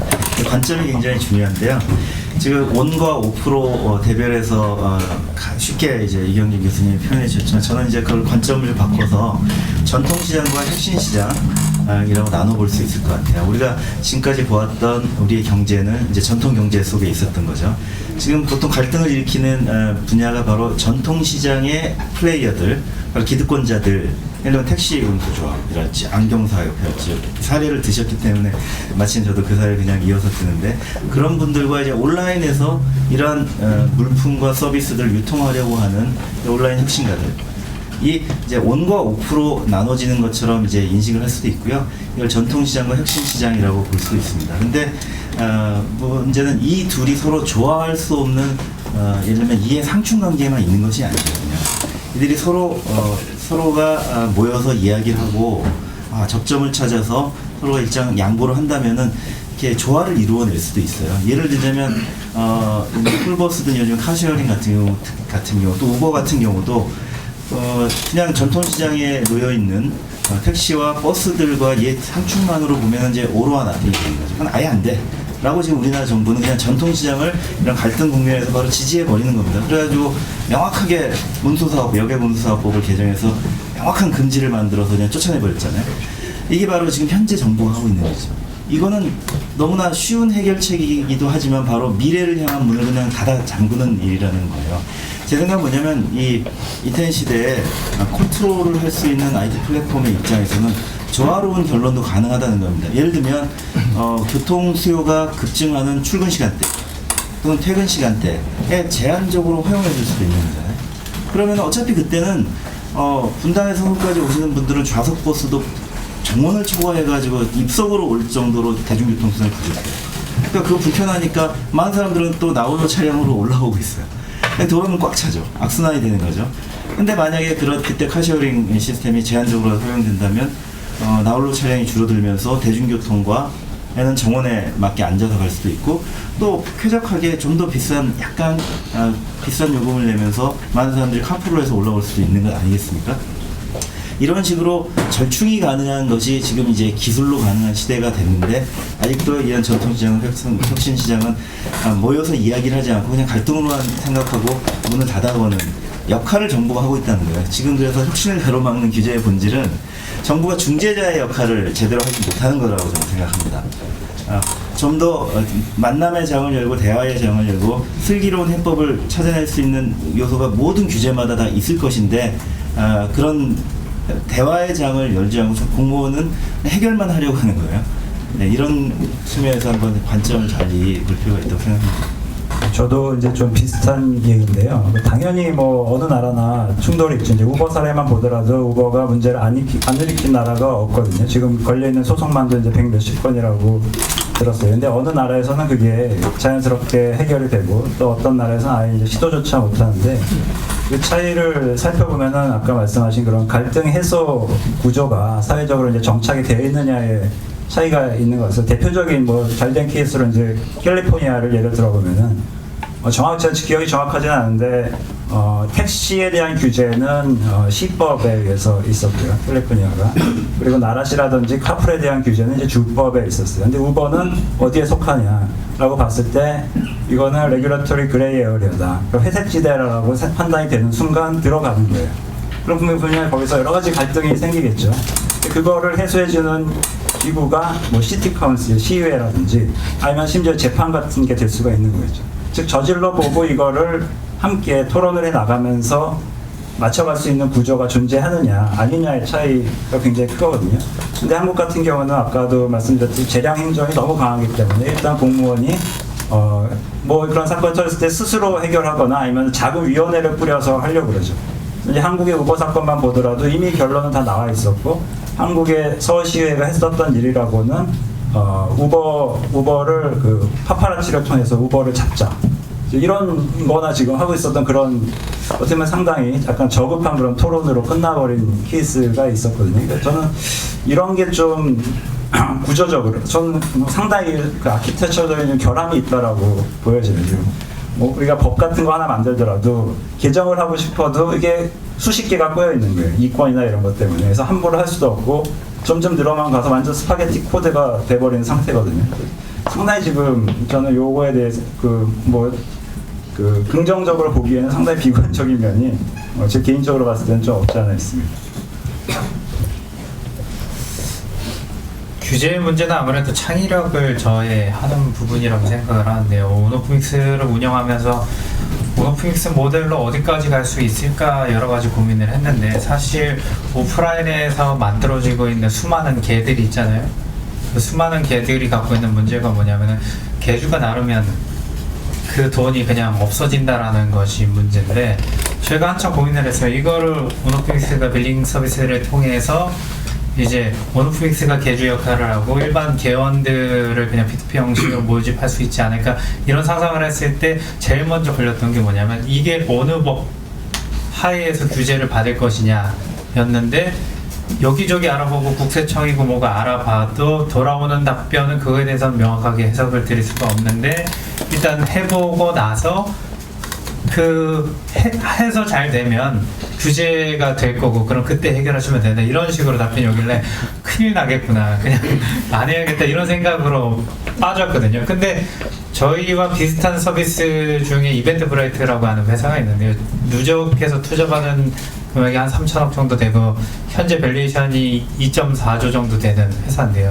이 회사가 어떻게 성장을 했냐면은 사실은 수많은 종교단체의 바자회에서 모금을 하는 걸 도와주는 걸로 시작을 해서 그 모금 기능에서 공연 시장으로 늘어나고 일반 행사 시장으로 늘어나면서 이제는 이제 거래액으로 왔다 갔다 하는 돈만 2조 가까이 되다 보니까 회사 가치 자체도 2.4조 정도까지 성장을 하게 되었는데 이벤트 브라이트가 2006년에 회사가 설립됐고 오노프믹스가 2010년에 회사가 설립됐거든요. 그러면서 이벤트 브라이트 사례를 보면서 내가 차라리 미국 가서 사업을 했으면 미국의 한 주에서라도 사업을 했어도 지금의 오노프믹스보다는 조금 더 많은 기회를 얻을 수 있었을 텐데 이런 생각을 했는데 그런 생각들이 왔다 갔다 하다 보니까 사실 영어를 할 줄 알고 조금 더 뭐라 해야 될까 도전 정신이 있는 친구들이 한국 내에서 사업을 하겠다라는 생각을 하는 게 아니라 뭐 요즘 같은 경우에는 뭐 독일이 게임 회사들을 데려가겠다라고 하고 있고 또 비엔나인가 거기에서도 국내 소프트웨어 창업가들을 데려가겠다고 하고 있고 중국에서도 또 데려가겠다고 하고 있고 오히려 한국의 혁신적인 기업가들한테 해외 정부가 막 손짓해갖고 니네 오면은 우리가 뭐 먹고 자는 문제 해결해주고 투자도 해줄 테니까 와라고 손짓을 하는 상황까지 됐거든요. 그런 측면에서 과연 이 규제가 계속되는 것이 누구를 위한 것인가라는 생각이 들 정도로 신규 사업을 하는 사람 입장에서는 창의력 자체를 너무 이렇게 뭐랄까 거세해버리는 거 아닌가라는 생각을 하게 만드는 것 같습니다. 네. 그러니까 이제 규제를 저도 풀고 싶어요. 근데 아까 푸는 방법이 그 규제의 원인이 공무원이 아니다. 기존 기득권이다. 그건 이론에 이미 나와 있는 건데 자꾸 그거를 그다음에 또 하나는 제가 며칠 전에도 그 국무조정실 관련 핀테크 관련 그 규제 관련된 회의에 갔어요. 근데 되게 재밌는 게 예를 들면 뭐 크라우드 펀딩에 뭐 1인당 말도 안 되는 법이 있던데요. 1인당 500만 원인가 이상 200만 원 이상 못 하고 1년에 얼마 못하고 1년에 500만 원. 너무 짜친 거예요. 그러니까 우리나라 정말 가뜩이나 작아 죽겠는데 그것까지 막 그렇게 규제를 하고 있더라고요. 그래서 이거 없애자 했더니 어느 나라도 있고 어느 나라도 있대요. 그래서 제가 아니 벤치마킹을 해가지고 그것에 미니멈을 구해야지. 그러니까 규제가 없는 나라가 있으면 그거를 해야지. 지금 다 여러 나라 해가지고 규제가 있는 나라 하나 발견되면 너무 좋은 거예요. 그걸 벤치마킹하고 있는 거예요. 그래서 어떻게 보면 이제 제가 해결하는 방법을 자꾸 말씀드리는 거예요. 첫 번째가 일단 기존 기득권이 누군지를 파악하고 좀 싸우자. 공무원이나 국회의원 가지고 싸우지 말라고 그러는 거예요. 그거 답이 없습니다. 그 다음에 2번이 아까 일반 원칙을 좀 만들자. 그 예를 중에 하나가 온라인 오프라인 차별금지법. 무슨 차별금지? 그래야 그게 명분이 있잖아요. 야, 오프라인에서 술을 파는데 왜 온라인 술을 못 파냐? 오프라인에서 콘텐츠를 파는데 왜 온라인 이런 식으로 야 온라인 이번에 지금 개헌할 거잖아요. 이제 우리 뭐 탄핵을 하든 하야를 하든 뭐 레임덕을 하든 데드덕이라든 일단 이제 개헌을 만약 한다면 저는 이제 하나가 그런 걸 넣자는 거죠. 이 4차 산업혁명에 대비해서 온라인과 오프라인 차별을 금지한다. 그러면 뭐 나머지 규제가 다 풀려버려요. 왜 헌법에 이제 위배되니까요. 그런 얘기를 하고 싶고요. 그래서 그런 벤치마킹을 해도 미니멈을 가지고 벤치마킹 하는데 저 지금 맥시멈을 찾고 있어요. 현재. 그래서 되게 그런 부분이 뭐 도서정가제 제가 예스24 사회이사예요. 도서정가제 하기 전에 예스24 이사회에서 어떻게 생각했겠습니까? 도서정가제 누가 만든 겁니까? 그거 공무원이 만든 거 아닙니다. 누가 만든 건지 아세요? 네? 서점협회에서 오프라인 서점협회에서 만든 거예요. 예스24 주가가 올라가요, 바로. 네. 그러니까 아까 했지만, 아까 인터넷 실명제, 뭐 MB정부가 만들었다고 하지만 네이버가 웃는다니까요. 이런 일들이 너무 많아요. 그러니까 사업자들이 만들어서 사업자들이 서로 웃고 있는 그런 규제들이 굉장히 많죠. 그래서 제가 기업도 해보지만 한심한 거 아시죠? 그 기업부설연구소. 와 정말 미쳐요. 칸막이 만들어야 되잖아요. 그 다음에 또 뭡니까? 그 다음에 지금 꼽아야 일반 가정주택이 기업부설연구소가 안 됩니다. 여기 바로 선릉역 여기 있잖아요. 여기 근처에 역삼역이나 선릉 가서 좀 인터넷 기업협회가 좀 전에 얘기 좀 해주면 좋겠어요. 그거 좀 없애라고. 무슨 칸막이를 만들려고 그러고 그 다음에 가정집이 기업부설연구소가 안 됩니다. 그럼 제가 뭐라고 하잖아요? 그럼 뭐 다 이유가 있대요. 이유 없는 규제가 어디 있습니까? 또 하나 규제, 그래서 제가 그랬어요. 야, 마크 주커버그가 당신 한국산업기술진흥협회인가 거기 방문했다. 그래서 우리는 한국의 연구소를 진작시키기 위해서 한국의 기업부설연구소는 칸막이가 있어야 된다. 연구원들이 연구에 집중하기 위해서.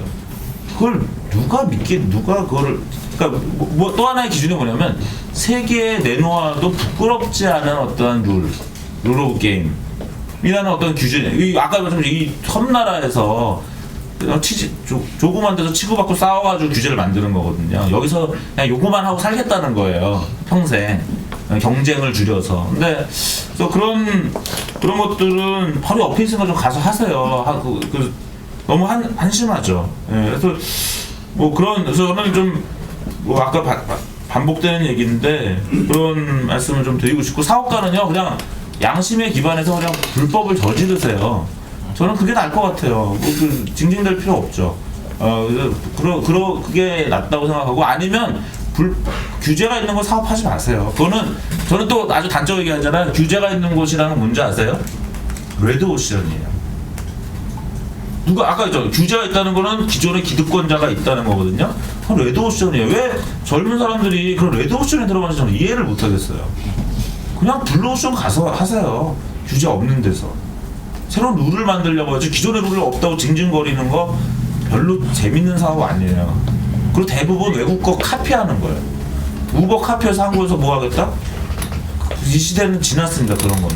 좀 제발 외국에 없는 것 좀 했으면 좋겠고 외국에 있는 걸 한국에 들어오는데 한국에 규제가 있어서 못하겠다 이런 얘기는 저는 별로 안 좋아해요. 사실은.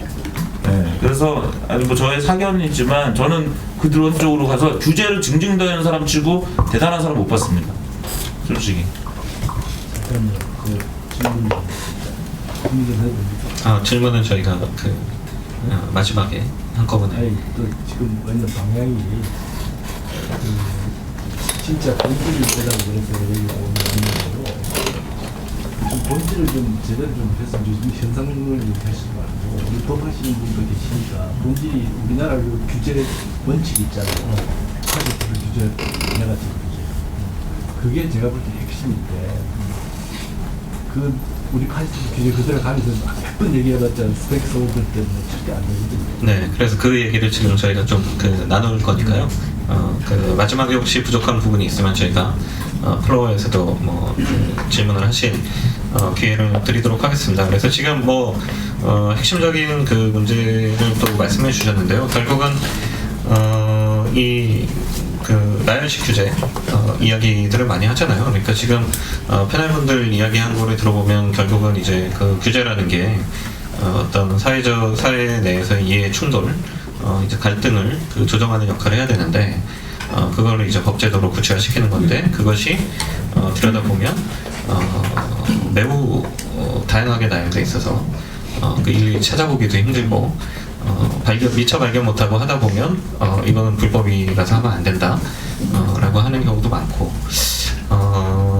이 부분에 대해서 좀 이야기를 나눠봐야 될 것 같은데요. 왜 이렇게 됐을까요? 시스템이 이게 그냥 법학자들은 우리 대륙법 전통을 가져와서 그렇다 그러기도 하는데 전 그거는 아닐 것 같거든요. 예, 이 사회적인 어떤 기반화에서 그렇게 된 것 같은데. 네. 좀 실무적인 법률가로서 실무적인 원인에 대해서 얘기해 보겠습니다. 원인을 정확히 진단해야지 해법도 나올 수가 있습니다.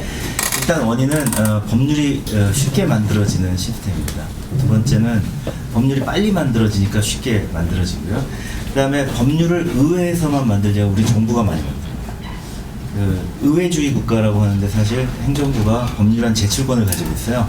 이거는 대통령제에서는 일반적으로는 많이 없는 시스템입니다. 우리나라가 아시다시피 재헌의회 때부터 미국식 대통령제와 의원내각제 구조를 섞어놨기 때문에 대통령 밑에 총리가 있어요. 원래 그렇지 않잖아요. 대통령 밑에 러닝메이트인 부통령이 있는 거죠. 그래서 대통령 유고시에 바로 국정을 중단 없이 수행하도록. 우리는 그게 아니고 대통령은 제왕적 대통령이고 총리는 그냥 내각의 수반일 뿐이에요.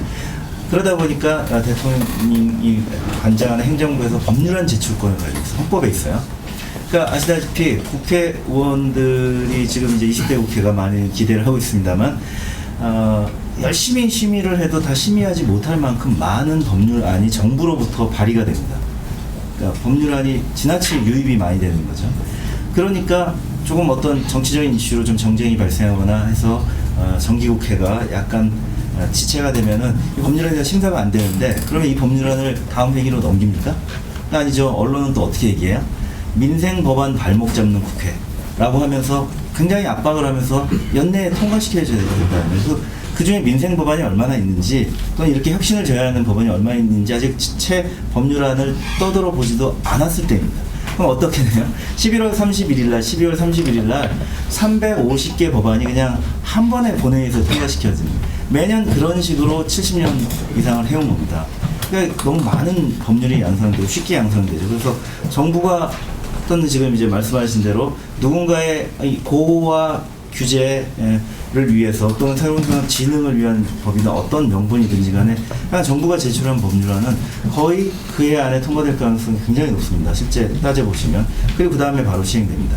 두 번째, 이게 첫 번째 법률안의 문제는 아까 이런 문제라면 또 하나의 문제는 법률만 봐서는 잘 알 수가 없습니다. 많이 보셨죠? 법률은 간단해요. 근데 되게 보면 대통령령에 따라 어쩌고 해서 시행령을 찾아봐야 돼요.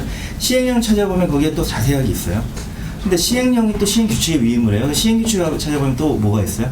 근데 심지어 고시까지 내려가니까 이렇게 4단계로 위임해서 하청에 재하청을 주는데 이 전체가 규제인 거예요. 그러니까 법률만 보면 안 되고 쭉 당겨보면 엄청난 세부 규제가 시행령, 시행규칙, 고시에 내려가 있는 거죠.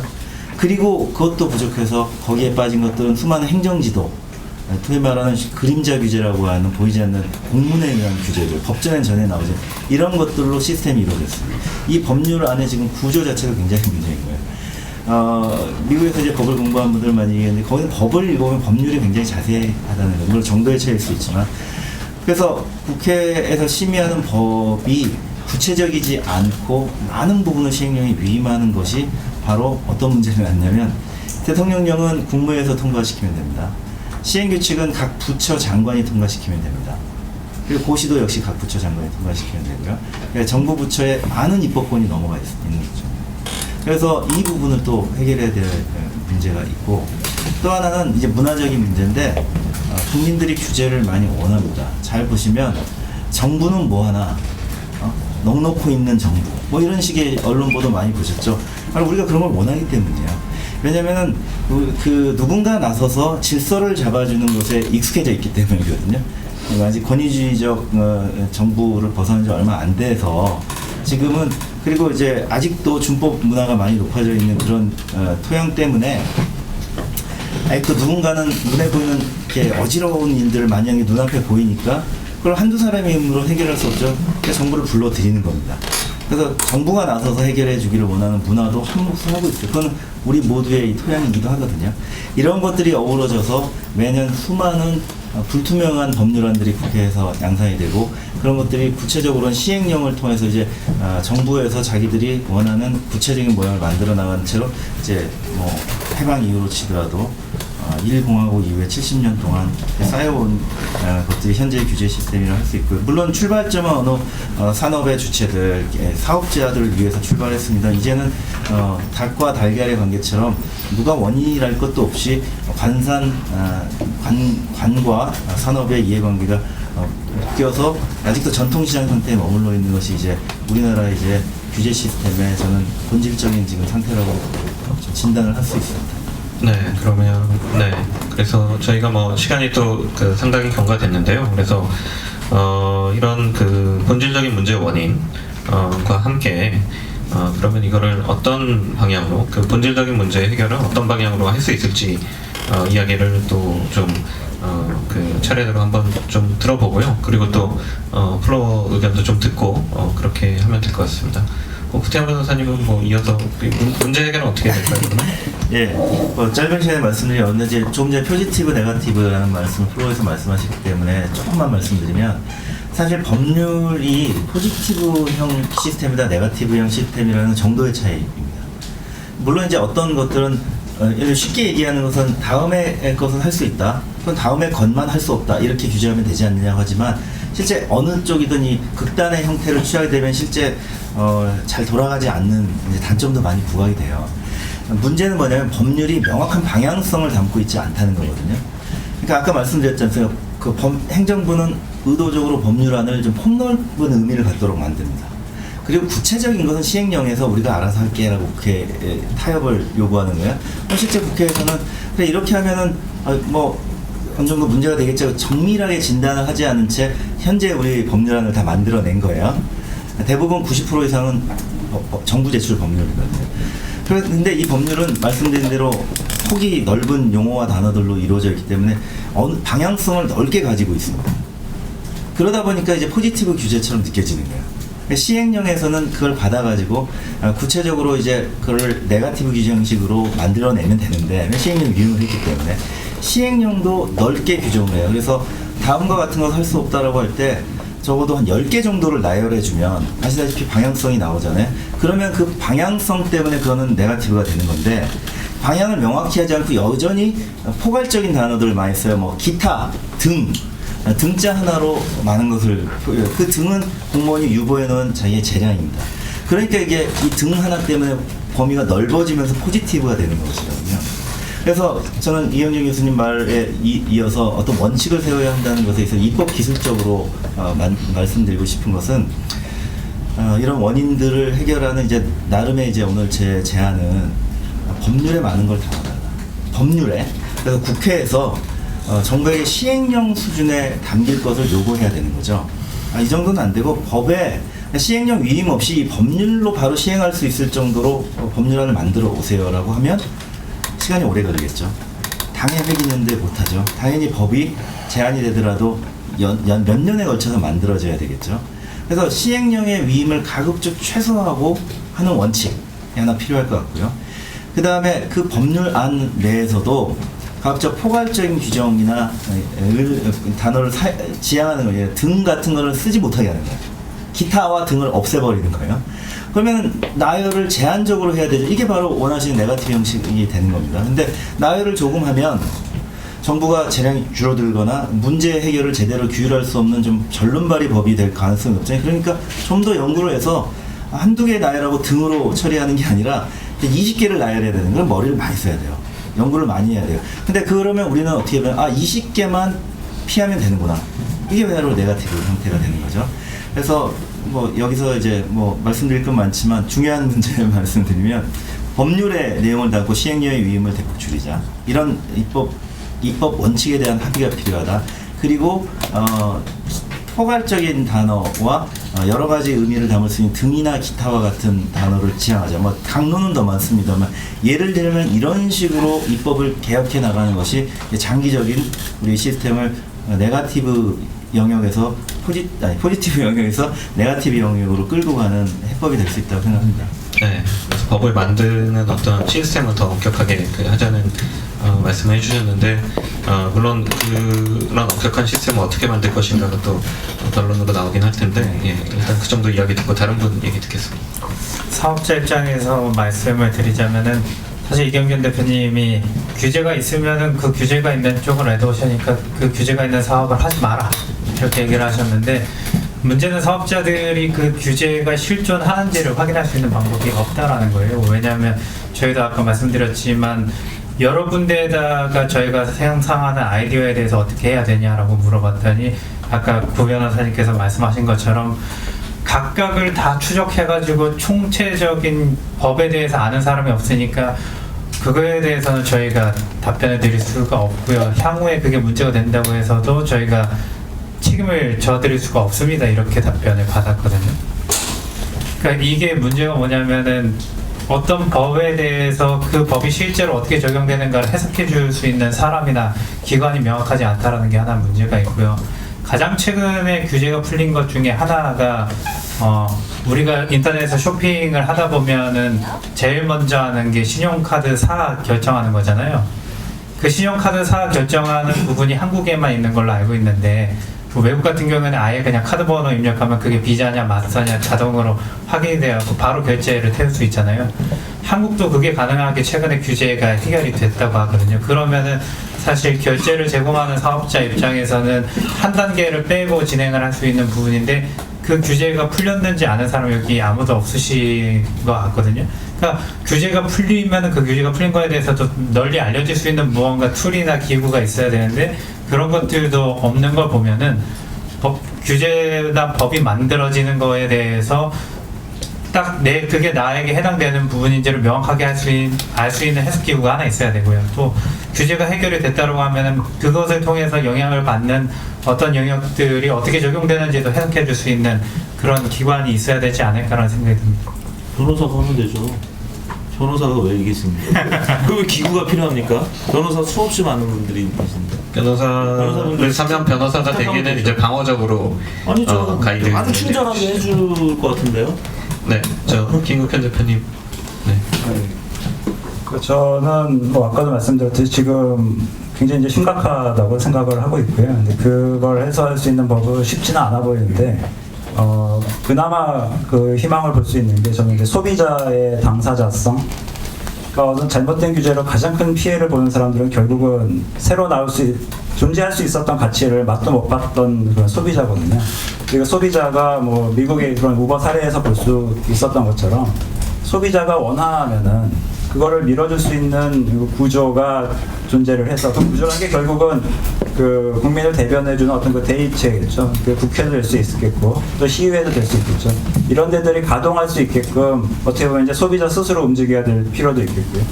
그리고 지금까지 우리가 그 강구하고 있었던 그 역할들을 좀 다시 일깨워줘야 되는 필요도 있겠고요. 그래서 결국은 우리 소비자가 이거는 그렇게 그 고충받는 스타트업이 있다면은 이런 건 정말 우리가 필요하다라는 목소리를 현재 그 법률을 쥐고 있는 관료들한테 갈 수 있는 그런 통로를 뭐 스스로 만들든 아니면 그런 게 만들어질 수 있도록 그 동료를 하든 그런 채널을 만들어야 된다고 저는 이제 생각을 하고 있습니다.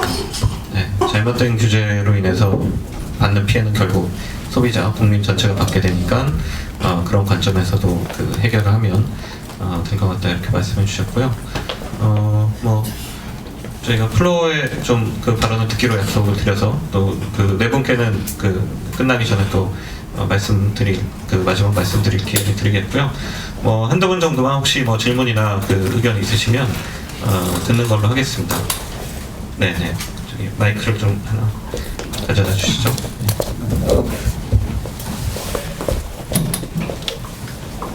저 네 분의 진짜 좋으신 말씀을 잘 들었습니다. 열심히 적고 했는데요. 이제 우리 이 교수님께서 뭐 규제가 있는 걸 레드오션이다 얘기하셨고 규제 없는 데를 하면 되지 않겠는데 역적 말씀 드려볼게요. 그러면 미국이 모든 산업혁명의 지도 역할을 해왔는데 1차는 영국이 했고 2차는 이제 뭐 미국이 했다고 보는데 이제 뭐 자동차 같은 경우도 그 당시 말이 있는데 만약 한국 같았으면은 분명히 자동차를 헤니 포드가 갖고 나왔으면은 아마 규제를 못하겠을 거예요. 그렇죠? 그러면 과연 우리나라가 똑같은 원칙으로 뭐 어느 친구가 뭘 했다 그랬을 때, 그러니까 저는 그거는 조금 그리고 아까 저도 금융에서 오래 있었고 또 이런 스타트업 투자를 많이 했는데 그 변호사님이나 우리 에디터님이나 우리 양 대표님이 말씀하셨던 그런 규제가 굉장히 모호한 분야가 너무 많아서 변호사님들도 의견을 못 주세요. 컴포더가 서브젝트예요. 뭐뭐가 된다면 이렇게 됩니다. 그러니까 투자를 못 받아요. 그러면요. 투자자들은 그런 레귤레이터리 리스크를 다 없애면 나가지. 내가 그 리스크 캐피탈도 되게 힘들거든요. 그러니까 근데 또 그 시장이 사실 한 번 또 이렇게 디스럽되면 크거든요. 그 마켓 사이즈는 또 이게 1,000억이 아니라 뭐 1조, 2조 시장이 되는 거니까 사실 그게 또 굉장한 인베스터들도 그런 걸 원하기. 저도 이제 투자를 하는 입장에서 왜냐면 2,000억짜리 시장 한다 그러면 에이 이렇게 돼요. 근데 1조 시장? 오케이 해보자 한번. 근데 리스크를 어떻게 할 수 있느냐? 사실 콜보스 박 대표 하기 전에 저한테 왔을 때 제가 얘기했었어요. 술 먹으면서 얘기했는데 제가 박 대표 이거 할 수 있겠어 진짜? 제가 걱정을 되게 했거든요. 그 규제 때문에 제가 그래서 택시 협회 그거를 다 풀 수 있겠냐 네가 버스 협회 이게 장난이 아닐 거다. 그래서 저는 그거 되면 내가 투자할게. 하지만 진짜 그거까지 난 못하겠다 그랬거든요.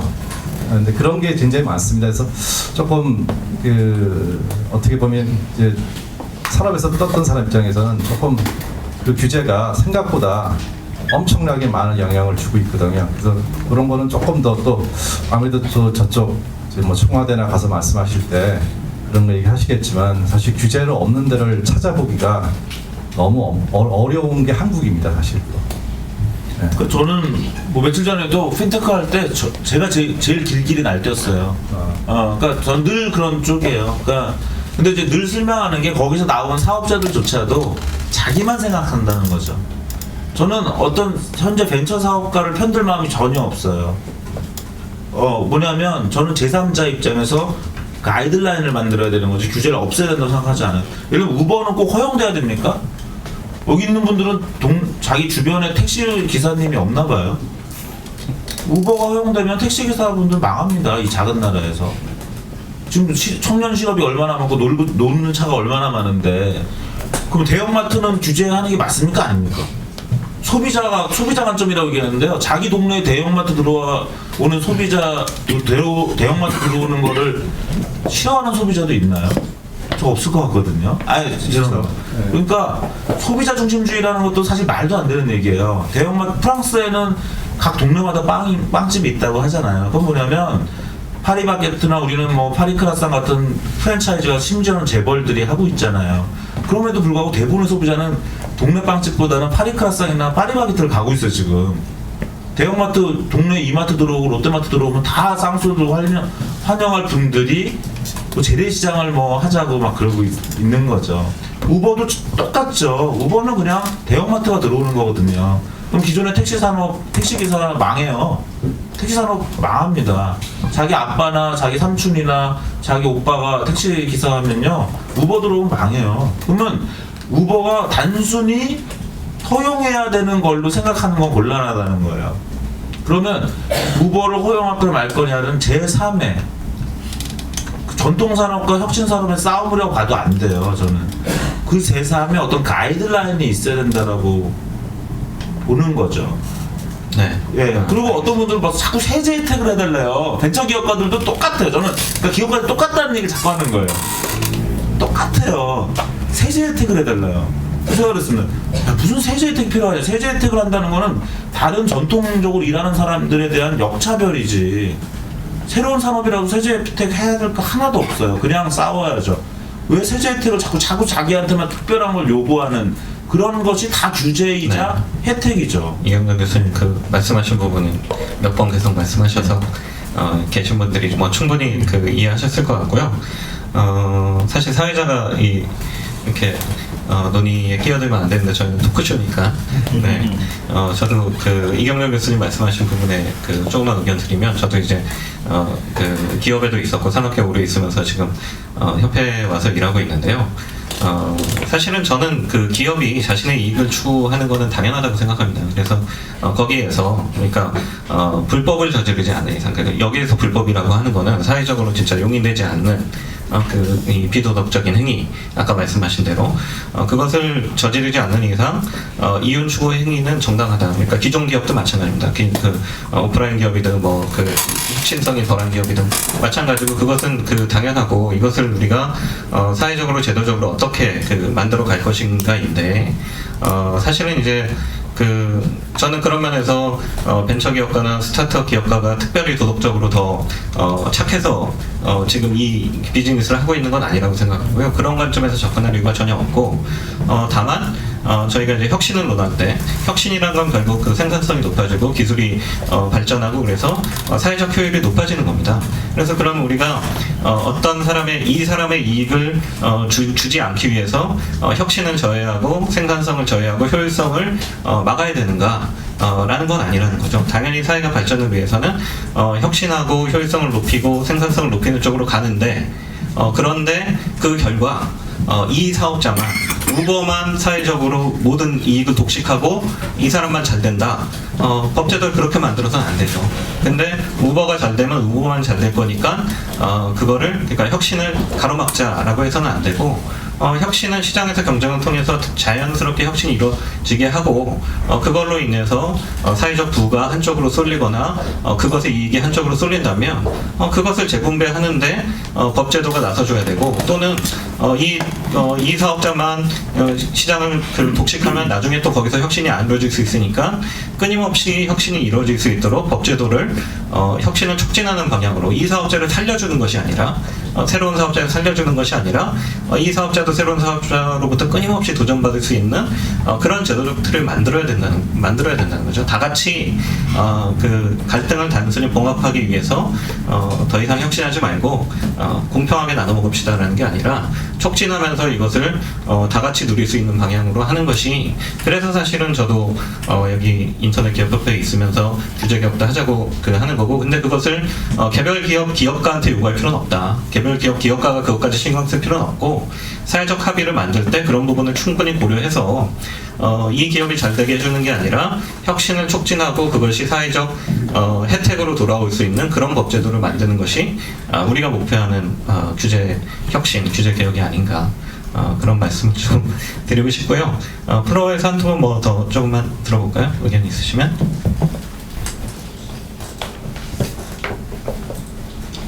네. 없으시면 또 생각나면 또 한 번 정도 더 들어보는 걸로 하고요. 네네. 코멘트를 할게요. 우리가 새로운 그 비즈니스 모델이 들어오잖아요.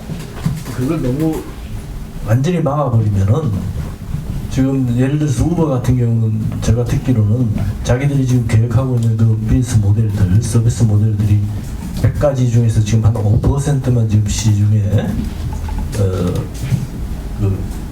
하고 있거든요. 그럼 95%는 새로운 아이디어, 새로운 산업을 이룰 수 있는 그 싹을 우리는 아예 그런 경험이 없으면요. 새로운 아이디어가 나오려면 항상 그 모방부터 시작을 해야 되고 내가 거기서 경험을 많이 해봐야 또 다른 니즈가 생겨가지고 산업이 이제 모델이 나오게 돼 있는데 그런 걸 막게 되거든요. 그러니까 창의 경제에서 우리 창조 경제라 그러나 굉장히 좀 어떻게 보면은 그런 정도의 규제는 잘못된 규제라고 저는 봐요. 그러니까 예를 들어서 그 규제를 하더라도 우리나라에서 그런 비슷한 다른 모델 같이 장려하는 식으로 해서 하든지 뭐 좀 방법을 중국 같이 좀 현명하게 했으면 좋겠어요. 네. 좀 말씀대로. 네, 알겠습니다. 그러면 저희가 시간이 좀 사실 아침에는 9시에 딱 끝난다, 아침 9시에 끝난다 정해놓고 하는데 그걸 기준으로 하면은 저희가 8시 30분에 끝내야 되는데요. 저희가 또 시간 정해놓고 시작하지는 않았기 때문에 조금 길어지는 건 이해해 주실 거라 생각하고요. 하시고 싶은 말씀이 많으실 것 같은데 일단 한 말씀씩 더 듣고 또 더 얘기해야 될까 했나 또 한번 생각해보고 저희가 저희 매달 하기 때문에 다음번에 또 2부를 마련할 수도 있고 하니까요. 일단 한마디씩 또 하시고 싶은 말씀 하실 수 있게 기회를 드리겠습니다. 네, 좀 눈에 확 띄고 귀에 솔깃한 제안을 한 가지 말씀드리고 그 다음에 좀 체질적으로 아까 말씀하신 이 혁신이 우리 사회에 자리 잡을 수 있는 여러 가지 방법론이 있겠습니다만 중에 가장 좀 아쉬운 것에 대한 얘기를 하겠습니다. 지금 사업하시다 보면 내 사업 모델을 가지고 있는데 영업 비밀에서 공개 못할 게 아니고 어차피 곧 출시해서 사업을 할 것이라면 그것이 어떤 규제가 내 사업 모델에 적용되는지를 잘 모르세요. 그래갖고 나름 연구해가지고 이 A 부처에 갔는데 A 부처랑 규제를 싸우고 있는데 자기도 모르는 B 부처의 규제도 있는 거예요. 한참 있다가 또 C에서 연락이 와요. 이런 식으로 하고 있는데 이거는 정말 아날로그 시절의 이야기인 것 같아요. 네. 국민이 정보를 일일이 찾아다녀요. 옛날에는 우리 일일이 증명서 쓸 때다가 연말정산했잖아요. 지금 그걸 우리가 바로 전자정보 혁신으로 바꿨지 않습니까? 지금 요즘엔 떼지 않아도 정부가 알아서 하는 자기 모든 걸 정보를 갖고 있는데 왜 민원인 보고 떼 단위로 하냐는 거죠. 그래서 우리나라랑 다른 나라에 없는 새로운 것을 좀 이룰 수 있는 이런 훌륭한 IT 코리아이기 때문에 한마디로 원스톱 신고센터를 만들어주면 좋을 것 같아요. 내 사업 모델을 신고하면 정부 공무원들이 알아서 검토해서 여기에 이런 규제가 있다라고 알려주는 거예요. 역으로 이제 반대로 서비스를 하는 거죠. 그래서 규제를 알려주시면 좀 좋겠어요. 그게 원스톱 신고센터, 신고센터입니다. 그래서 내가 15개의 규제를 갖고 있구나라고 열흘 안에 나한테 답을 주고 열흘 안에 답을 못 주면 넘어가는 거예요. 정부가 잘못한 거죠. 진작 알아가지고 당신한테 알려줬어야 되는데 안 알려줬기 때문에 미안하지만 1년 동안은 면제. 이런 식으로 해야 하는 거예요. 그거를 지금은 너 왜 신고 안 했어? 이리 와. 형벌이야. 과태료야. 이렇게 하고 있잖아요. 좀 이런 세계에 없는 혁신적인 원스톱 신고센터 하나 만들어서 갑과 을을 정말 국민을 정부가 섬기는 것이 맞다면 국민이 나는 이런 사업을 하겠습니다 할 때 정부가 규제를 알려주고 해결을 상의해주는 이런 시스템 하나 만들어줬으면 좋겠고요. 이제 하나 말씀드린 거는 이 모든 문제가 혁신과 전통의 갈등이라고 본다면 공론의 장이 부족하다는 생각이 듭니다. 우리 사회의 본질적인 문제이긴 한데요. 한쪽 얘기만 하고 끼리끼리만 얘기해요. 진영이 갈려져가지고 안경 살 편 안경 살 편끼리만 얘기하고 안경 온라인으로 팔 사람들은 온라인끼리만 얘기하고 정부가 중간에 있는데 이들을 만나게 해서 공론회장을 열지 않거든요. 그래서 언론에게도 많이 부탁드리고 정부에게도 부탁드리는 것은 중간에서 이 중재하는 역할을 해야 될 사람들이 바로 정부이자 언론이라고 생각합니다. 이분들이 공론회장을 여셔서 서로 반대척 대척점에 있는 혁신과 전통의 양 끝에 있는 사람들을 만나게 하고 이들이 많은 얘기를 하다 보면 거기서 합의점이 나올 수 있거든요. 이게 사회를 앞으로 굴려간 새로운 수레바퀴를 만들어낼 수 있는 힘이라고 생각합니다. 그런 장이 너무나 부재한 것이 지금 현실이라서 서로 불신하게 되고요. 저들의 요구를 들어주다 보면 우리가 어떤 불이익을 받을지 잘 모르겠는 거죠. 무조건 배척하게 되는 이런 현상으로 이어지지 않나 그렇게 생각합니다. 오늘 너무 많이 얘기해서 죄송한데 개헌을 할 때 세계 최초로 대한민국 정부란 말을 없애고 대한민국 동부라고 하면 어떤가 싶어요. 저는 서브먼트.com을 갖고 있어요. 그래서 거버먼트가 아니라 서브먼트. 그러니까 우리가 국민한테 봉사한다고 하면서 공무원들이 아까 무슨 신고센터 만들려고 그러셨는데 그러면 이왕 할 거면 이제 거버먼트란 말 없애고 봉부, 대한민국 봉부론 이런 쓸데없는 얘기 한번 해봅니다. 사실 뭐 스타트업 포럼 위원 자격으로 참여를 했는데 스타트업에 참여하고 계신 이경견 대표님 말씀을 들으니까 혼란스러워진 게 저는 중국을 보면서 참 부럽다라는 생각을 했거든요. 중국이 취하고 있는 규제들을 놓고 페이스북 보면은 못하게 하는 거 부러워요, 그러면? 페이스북 못하게 하는 거 뭐 사실 페이스북을 경험하지 않은 사람 입장에서 그게 그렇게 소비자로서 크게 중요하지는 않다고 생각을 하거든요. 정말요? 와. 그러니까 국내에서 이미 활용하고 있는 사람이 그 규제를 받고 있다라고 하면은 모르겠지만 아예 그거를 접하지 않는 소비자 입장에서는 뭐 크게 뭐 일반인 입장에서는 나쁘지 않을 수 있다라는 거죠. 정말요? 그러니까 전체 사업군으로 페이스북 봐야죠. 없는 세상도 괜찮아요? 그러니까 중국의 그 규제가 바람직해요? 그러니까 뭐 다들 VPN으로 활용을 하고 있고 이미 뭐 여러 가지 방법으로 활용을 할 수 있는데 사실 페이스북 하나만 놓고 얘기하자고 하면은 뭐 안 좋다 이렇게 얘기할 수는 있지만 그러니까 싸잡아 얘기하지 말라는 거예요. 중국이 우버를 허용한 거 오케이. 근데 중국이 잘한다 이런 얘기는 아까 얼마든지 반론이 가능하거든요. 그러니까 부럽다라는 면에서 제가 강론을 얘기하지 않았을 뿐이죠. 그러니까 중국에서 부러운 면이 있고 네. 이국장 잠깐 하나만 질문해. 네네네 말씀 듣고 저기 하겠습니다. 네. 일단 양준천 대표님의 말씀을 듣겠습니다. 이경전 교수님도 그렇고 다. 그러니까 중국이 부럽다라고 생각하는 거는 자국민들 그러니까 자국 기업이 성장할 수 있도록 외국 기업이 들어오는 것을 어느 정도 딜레이 시켜주는 방식으로 규제한다라는 것과 근데 자국이 무언가를 만들어갖고 하려고 할 때는 그 부분에 대해서 규제를 심하게 안 하려고 한다라는 것이 제가 본 중국이 지금 하고 있는 규제에 대한 인상이거든요. 그거를 기준으로 놓고 봤을 때 물론 세세한 부분은 제가 그거를 뭐 연구를 하거나 알지는 못하기 때문에 그냥 겉으로 보여지는 현상만 놓고 봤을 때는 그렇게 행동하고 있는 중국 정부가 부럽다라는 얘기를 드리고 싶은 거고요. 근데 또 한편으로는 사업자 입장을 벗어나서 또 소비자 입장으로 생각을 해보면은 저는 원래 차를 살 계획이 없었거든요. 차를 살 계획이 없었던 이유는 뭐 유지비 나가고 그 다음에 차 사던 비용 나가고 하니까 그냥 택시를 타고 다니면 되지 않을까라고 생각을 했는데 저는 차를 산 이유가 강남에서 야근하고 집을 가야 되는데 한 12,000원이면 가는데 12,000원이라서 못 잡는 거예요. 그래서 한겨울에 제가 집까지 3시간 걸어갔던 적이 있는데 그러고 나니까 내가 왜 이 짓을 해야 되나 하면서 차를 샀거든요. 그리고 난 다음에 우버가 들어왔을 때 되게 좋다고 생각했던 건 뭐냐면은 좀 비싸긴 하지만 내가 타려고 했을 때 이 사람들은 꼭 와준다라는 것 때문에 우버가 들어왔을 때 저는 되게 좋았고 정말 많이 사용했던 사람인데 사실 우버가 규제되면서 카카오 택시가 지금 운영되면서 저는 하는 생각이 소비자 입장에서는 되게 불편하거든요. 카카오 택시 여전히 가까운 거리라고 하면 안 오고 아니면은 오시다가 다른 더 돈 많이 부르는 뭐 팀맵 택시가 부르면 갑자기 전화해갖고 먼저 취소하시고 가버리고 이러거든요. 그러니까 사업자 입장에서는 중국처럼 무언가 규제를 해줬으면 좋겠는 마음과 소비자 입장에서는 그런 규제가 결국에는 국내 이미 기득권을 갖고 있는 사업자들이 서비스를 개선하거나 아니면 소비자에게 대하는 태도를 고쳐주지 못한다는 점에서 두 가지 생각이 마구 생각이 드는 시간이었습니다. 네. 김경욱 대표님 네.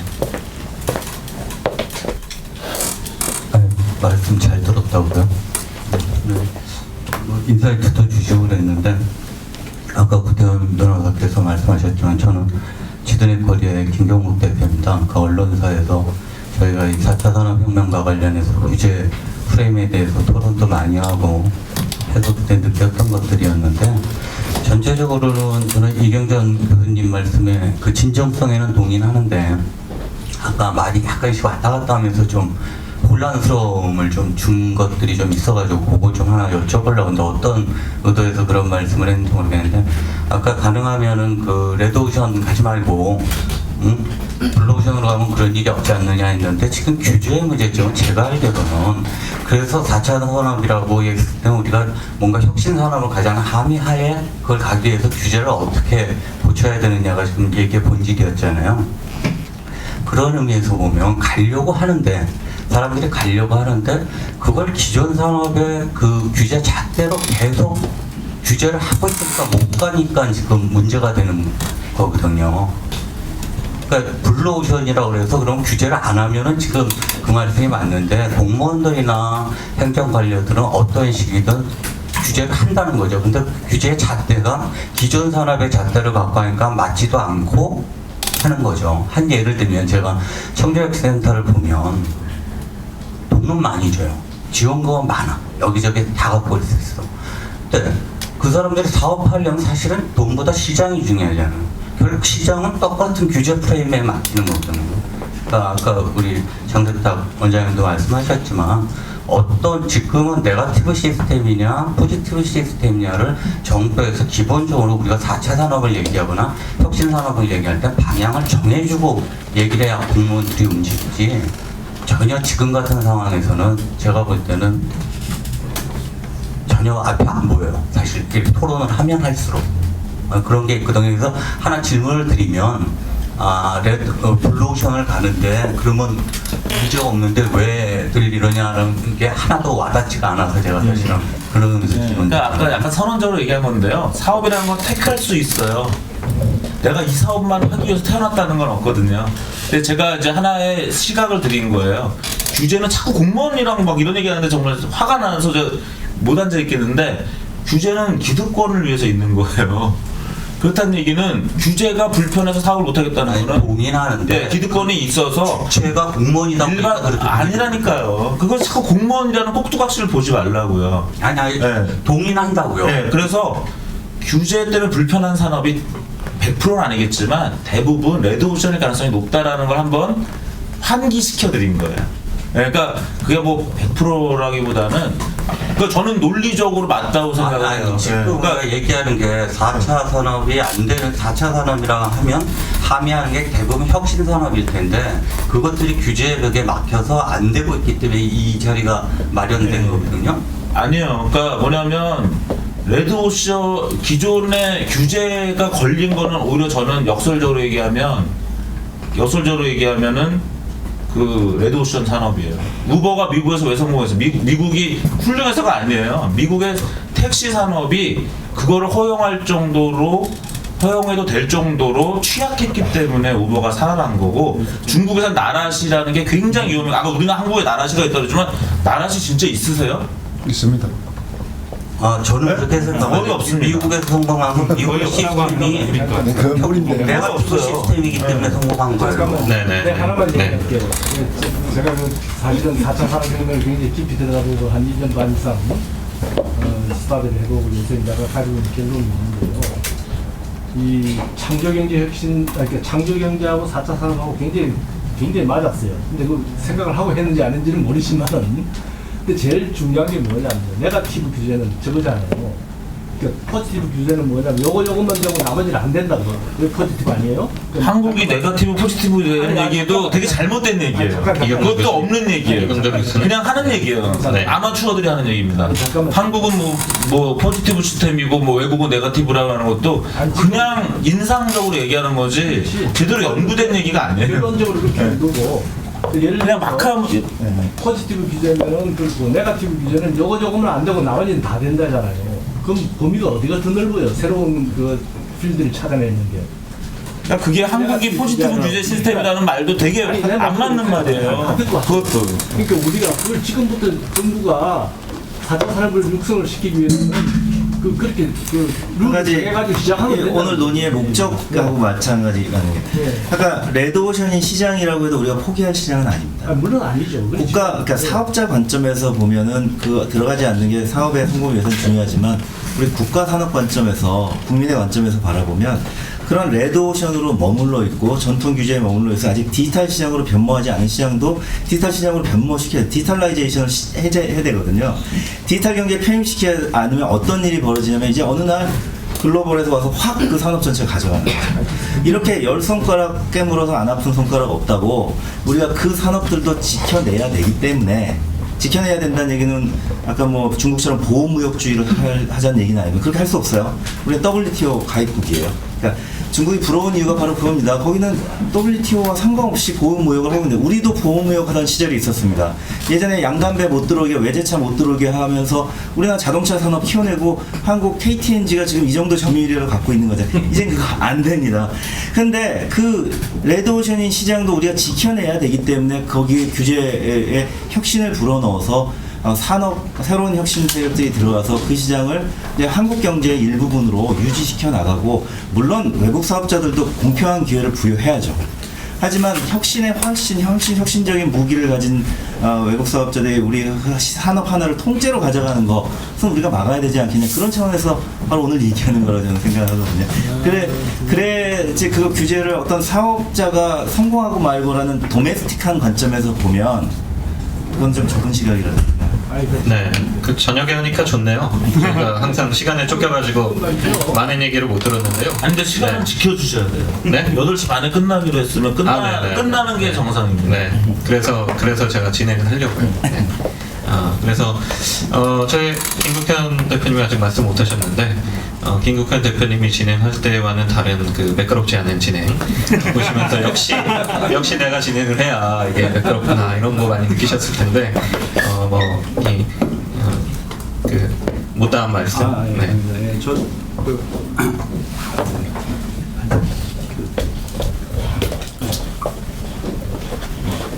이렇게 그 청중하고 대화를 많이 하니까 좀 더 이제 배우는 것도 있고 또 새롭게 인사이트도 많이 생기는 것 같습니다. 그러니까 얼마 전에 그 어떤 스타트업한테서 얘기를 들었는데, 분명히 그 친구는 레드오션이에요. 명백한 레드오션인데 거기를 약간 좀 퍼플로 바꾸고 싶다라는 정도의 열정이 있었던 거거든요. 근데 그 인허가에 걸린 거예요. 그 인허가에 걸려버렸는데, 그 인허가가 세워라 내워라 허가를 안 내주는 거죠. 왜냐면은 재량이니까. 왜 그런지 봤더니 정년 퇴임을 앞뒀는데 1년 내에 여러 가지 문제가 생기면은 연금에 타격이 가니까 인허가를 안 내. 그러니까 이건 어떻게 보면 상당히 그 비근한 얘기고, 굉장히 많은 것들이 지금 재량 행정에 의해서 이루어지고 있는 거고, 그게 많은 청년들의 어떻게 보면은 꿈을 꺾기도 하고, 어떻게 보면은 그 상당히 위축 효과를 가져오고 있거든요. 그래서 요즘에 우리 헬조선이라는 말을 하는데, 저는 거기서 사람들이 헬조선이라고 할 때 그 조선이라는 말이 굉장히 큰 무게를 가지고 있다라고 봐요. 그러니까 아직까지 상당 부분 이 한국의 시스템은 조선 시대인 거예요. 그러니까 유교 그 과거를 패스한 유교 관료가 굉장히 두꺼운 법전을 옆에 두고 이거를 스스로 해석하면서 판단을 해 나가는 거거든요. 그러니까 저는 우리 사회가 조금 더 뭐 소위 말하는 혁신으로 가려면은 그런 것들을 조금 더 국민적으로 빼와야 된다는 거죠.